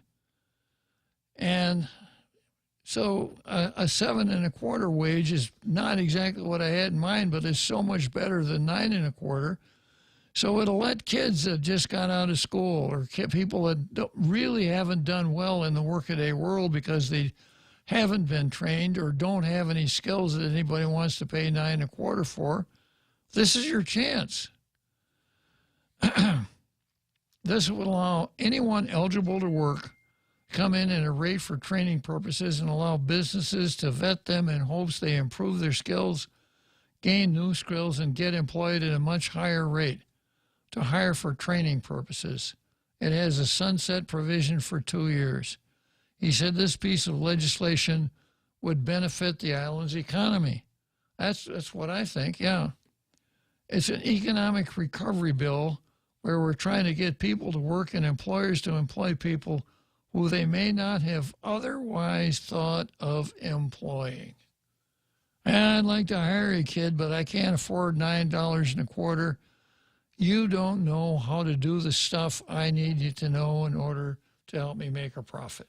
I could maybe hire you around 7, but not 9 1/4. St. Nicholas added that people getting paid 7 1/4 an hour full-time will still qualify for public assistance benefits as 80 hours of pay does not succeed the $1,200 threshold. Well, St. Nicholas told PNC that he drafted the bill, has sent it to colleagues seeking sponsorship. A thinking man senator. Yeah, very good. Senator Dwayne St. Nicholas, also known as Santa Claus. Okay, next item on the card deals with one of my least favorite organizations in the country, the Southern Poverty Law Center. Now that sounds really good, right? A law center that will help people down south that are living in poverty. Oh man, I'll bet they do a lot of good work. Sort of like the outfit that we have here on island. What's it called? I can't even remember the name of it, but they represent indigent people in things like landlord-tenant litigation and things like that. Is it the public defender? No, it's not the public defender. It's an organization. Yeah, and I got it right on the tip of my tongue. Dan Summerfleck is in charge of it. It'll come to me. It'll come. Guam Legal Services? Guam Legal Services, that's it. Thanks, Daryl. Yeah, Guam Legal Services. And I thought the Southern Poverty Legal Law Center, first time I heard of it, I thought it was that same kind of a lash-up, but it's not. It is a lobbyist firm for the hard left, and they put out a list of terrorist organizations, and some governmental agencies use the SPLC list of terrorist organizations for their guidance. Now, you don't have to be a Phi Beta Kappa to figure out who the Southern Poverty Law Center lists as terrorist organizations. Anything that looks like it's a Republican or conservative organization is obviously on their list. That's the Southern Poverty Law Center. They are a bunch of con men that have made a lot of money out of being con men, making a lot of money out of peddling this whole leftist ideology. So here's the story. Shocking legal victory. Conservative group strikes back at deceptive SPLC. The Southern Poverty Law Center, despite having a noble origin story, has become an authoritarian leftist hack job of an organization. It has gained prominence by deceptively adding conservative organizations to its list of hate groups.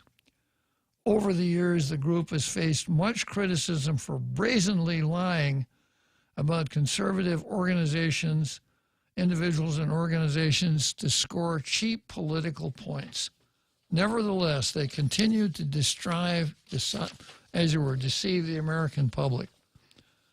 A conservative organization the Dustin Inman Society has achieved a significant legal victory against the Southern Poverty Law Center in a defamation suit, according to a report from the Daily Signal. The SPLC has a history of branding mainstream conservative and Christian organizations as hate groups, often resulting in a dismissed defamation lawsuit due to the high legal threshold of proving, quote, actual malice. And I've explained that before. Actual malice means publishing a statement knowing that it's false or with deliberate disregard for the truth or falsity of the statement. And it's a hard burden to carry. However, in this case, District Judge Keith Watkins denied SPLC's motion to dismiss the defamation case, allowing the case to move forward to the discovery phase. Now, let's turn on those Law and Order notebooks, Daryl, for a second. A little bit of legal education.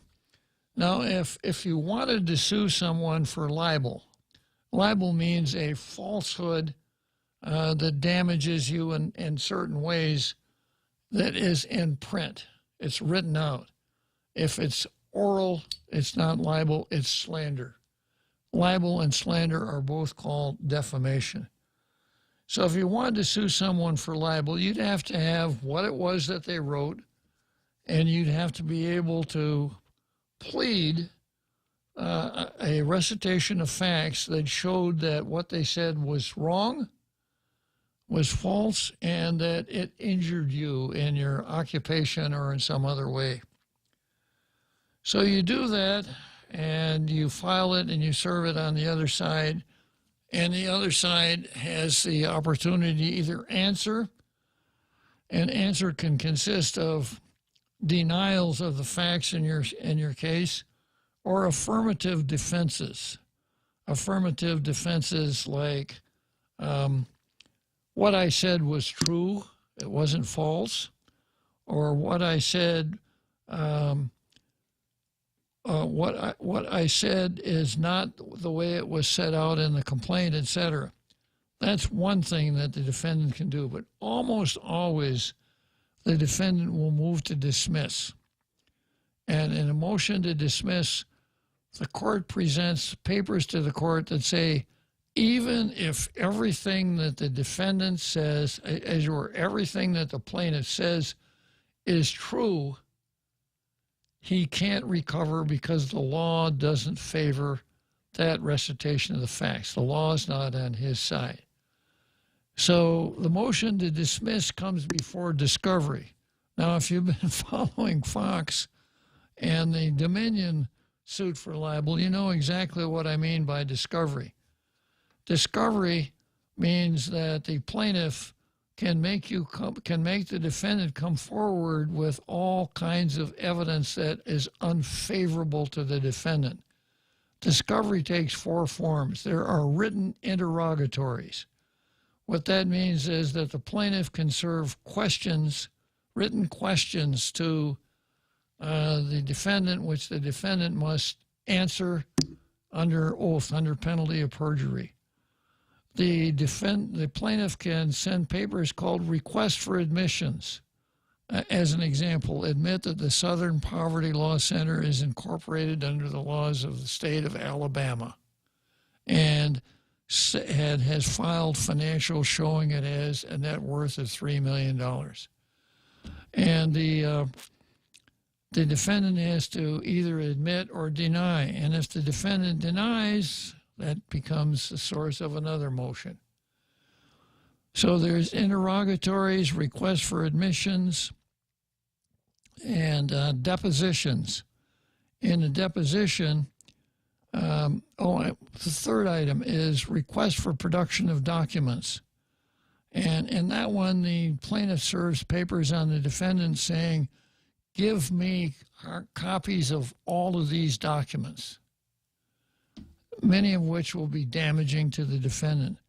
And then there is the deposition, the oral examination, where plaintiff and defendant's counsel sit down with someone from the defendant's organization who is under oath, and questions are asked and recorded by a court reporter just as though they were in court. All of these things are going to be admissible in court unless motions by the plaintiff keep them out. So the discovery phase of a trial is extremely important, as you saw in the Dominion litigation. So if Southern Poverty Law Center is able to, its motions to dismiss it granted, then it walks away, no harm, no foul. But if the motion to dismiss is denied, then this discovery process begins. And I can't wait, because I have a feeling some really damaging stuff is going to come out of this discovery process. Let's head for Churchill Downs, and we'll come back to the Southern Poverty Law Center.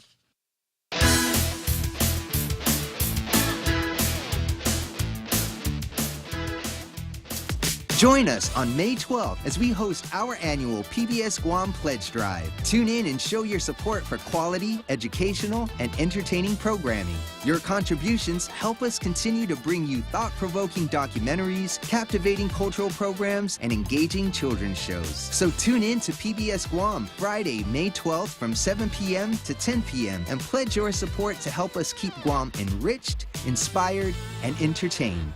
Viva! Join us at Mezcla Chamorro Fusion Bistro and see why they've been crowned Guam's best Chamorro food restaurant for 9 consecutive years. Experience Chef Peter's candied salmon over scallion coconut rice, octopus tinactac, Chamorro platter, and their award-winning gourmet burgers. Or if you're looking for something healthy, try their keto-friendly menu. Come and enjoy Mezcla's half-a-day service at their Hagatnya location from 11 a.m. to 2 p.m. for lunch, 5:30 p.m. to 9 p.m. for dinner, or 10 a.m. to 2:30 p.m. for their famous Sunday brunch.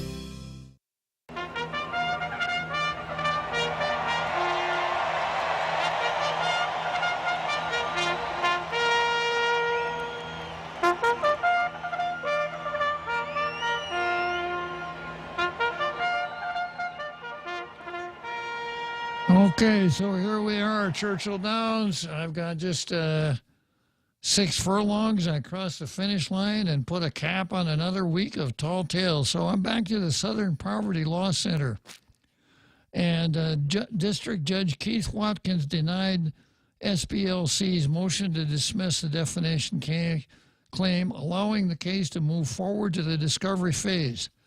This marks the first time an organization accused by SPLC has reached this stage and challenging the hate group accusation. Despite the importance of this development, most left-leaning media outlets, including the New York Times and the Washington Post, have ignored the story. The media cartel has ignored the story because they're linked up tight. They like the SPLC, and they will give this hate group designation from the SPLC. They'll give that plenty of ink. The SPLC's credibility has faced previous challenges, including a racial discrimination and sexual harassment scandal years ago that led to the firing of its co-founder and the resignation of its president. Former employee Bob Mosier described the SPLC's hate accusations as a highly profitable scam. The organization has apologized for previous smears, such as wrongly labeling former neurosurgeon and U.S. Secretary of HUD Ben Carson as an extremist.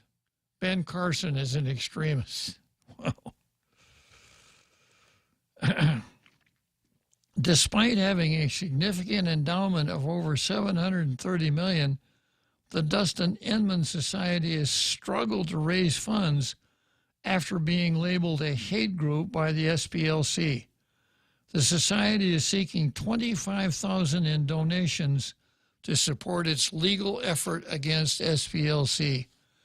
The lack of media coverage of this groundbreaking legal victory extends beyond left-leaning outlets, with even Fox News failing to cover the story. The Daily Signal reached out to several media outlets, including the New York Times and Fox, for comment on the apparent media blackout, but received no response. So they asked for a comment on the blackout, and the response was blacked out. Makes sense. D.A. King, founder of the Dustin Inman Society, told the Daily Signal that the New York Times reporter contacted me almost 2 weeks after the motion to dismiss was denied and was rather adamant that the denial was a front-page story. Times reporter, front-page story. However, the reporter said he would hold off on approaching his editors about the story until another noteworthy development came up in the court proceedings. It was confusing to me.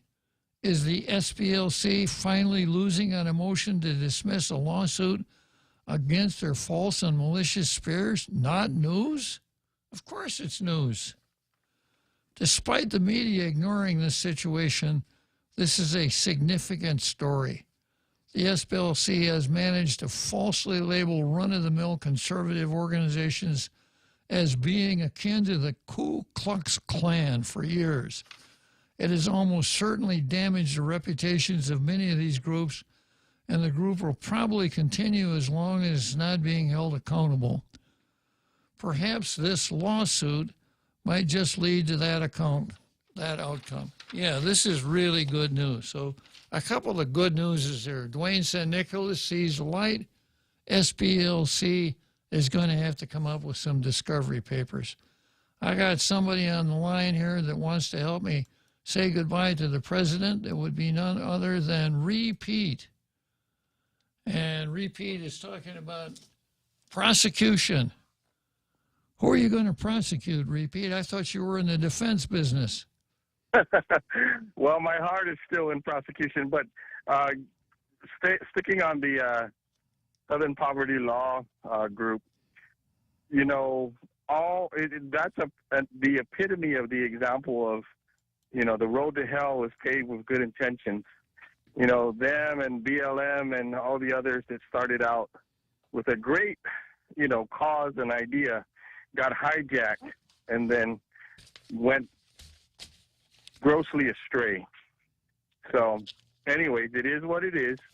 That's what happens. But I sent you a message that yet again, the prosecution has dropped the ball and failed to write their declaration on a complaint for a vehicular homicide case, and it got dismissed without prejudice. That doesn't mean that the case is dead. It just means that they failed to provide the requisite very low bar of probable cause.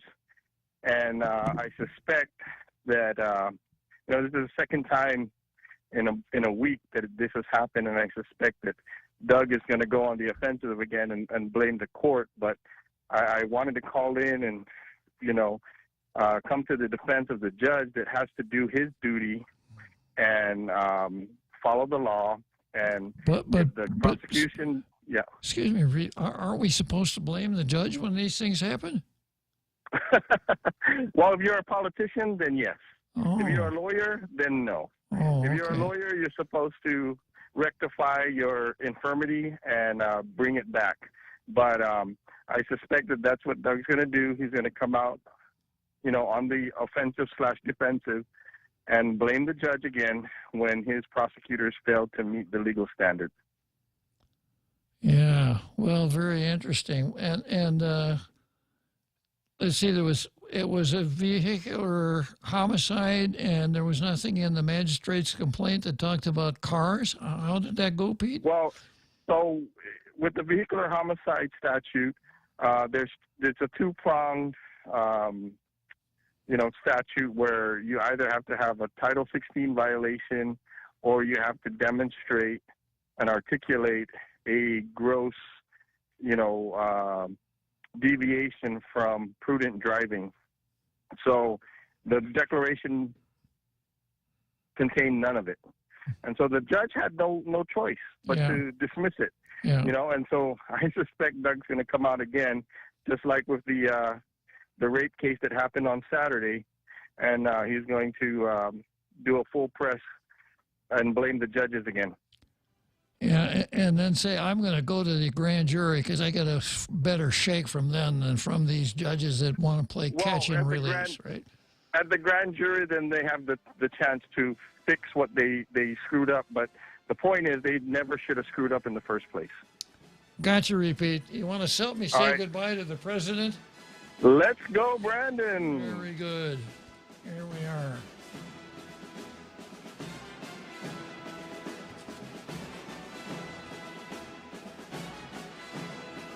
Let's go, Brandon.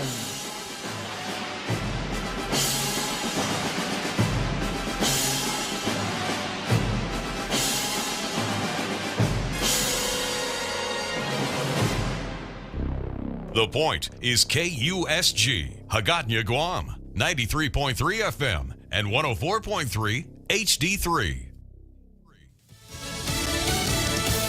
Title 42 is done. I'm Jack Callahan, Fox News. The immigration health restrictions born of the COVID-19 pandemic ended just before midnight.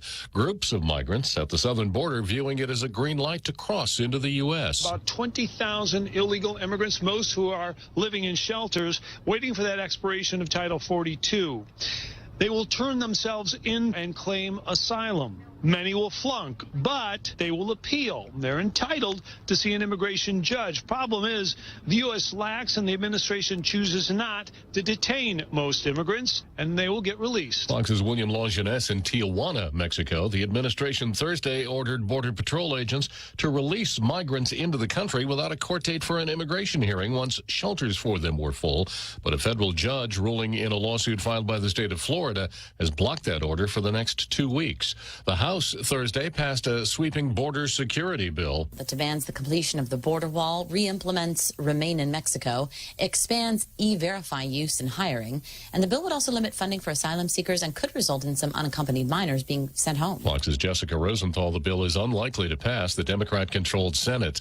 Prosecutors in Manhattan say they will charge a U.S. Marine Corps veteran with second-degree manslaughter for using a chokehold to restrain an unruly man who was threatening passengers on the subway. The man later died. The murder trial of so-called doomsday mom Lori Vallow Daybell now in the hands of a jury in Boise, Idaho.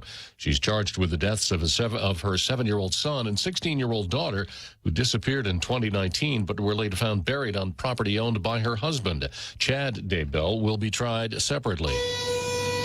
Tornado sirens wailing in Oklahoma last night as severe thunderstorms spun up funnel clouds. At least one touchdown in Noble, south of Oklahoma City.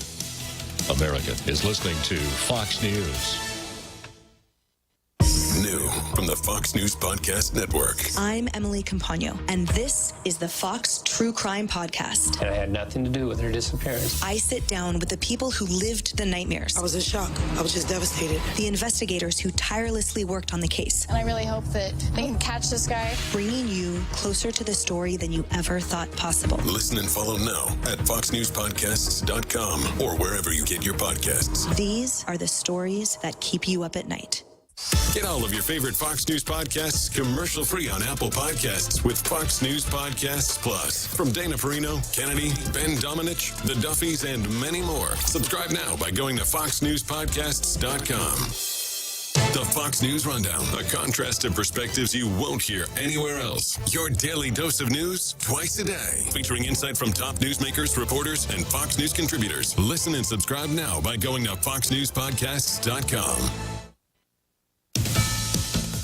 The city of Buffalo is preparing to mark a somber milestone this weekend. Buffalo Mayor Byron Brown says city-organized events will be held today through Sunday, including memorials and panel discussions of reflection, healing, and hope, marking 1 year since the killings of 10 people and injury of 3 others in a racist attack at Top Supermarket. We have to continue to hold together, to lift each other up. Buffalo plans a permanent memorial to the lives taken last year.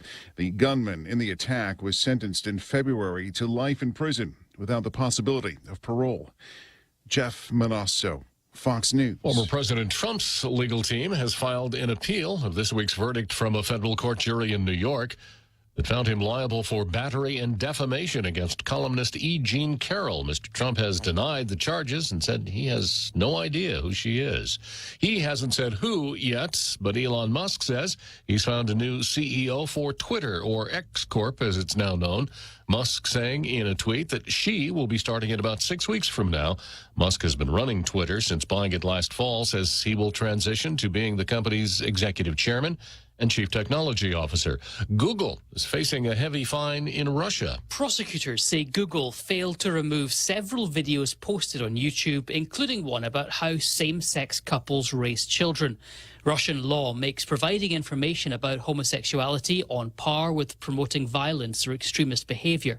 It's also illegal to spread what Moscow considers false information about its military operation in Ukraine. Russians are not allowed to call it a war or an invasion. The fine is about $38,500, the latest in a series of fines imposed on Western tech firms. Jonathan Savage, Fox News. And I'm Jack Callahan. This is Fox News. Hey there, folks. It's me, KFC's Extra Crispy Colonel. Now, don't get me wrong. I love the original recipe, but in this sizzling summer heat, I'm feeling a little extra crispy. My KFC Extra Crispy Chicken is freshly double-breaded and fried to a luxurious, mouth-watering bronze. You see, Extra Crispy KFC Chicken isn't just a product, it's a lifestyle. Pick up your KFC Extra Crispy meal today. KFC is extra finger licking good. What is dedication? My daughter is biological and my son is adopted. I love them both so much. From the morning when you wake up to putting them to bed at night and every moment in between. I think a parent's job is to protect our children, but also prepare them for the world so they become good, kind human beings. That's dedication. Find out more at fatherhood.gov. Brought to you by the U.S. Department of Health and Human Services and the Ad Council. On Hannity Show, more behind-the-scenes information on breaking news and more bold, inspired solutions for America. Coming up next, our final news roundup and information overload hour. All right, news roundup and information overload hour. Toll free, it's 800-941-SEAN if you want to be a part of the program. You know, isn't it great when you hear from the president and the head of the DHS, the border is secure, the border is secure, the border is secure, the border's not been secure. We have close to 6.5 million people between gotaways and the people we know about already having entered this country illegally since Joe Biden became president. It'll be 7.5 million by the end of the year. Now, we already know Title 42 is over because the Border Patrol chief has now authorized the release of illegal immigrants into the U.S. without any court date as of now. Now, it's supposed to end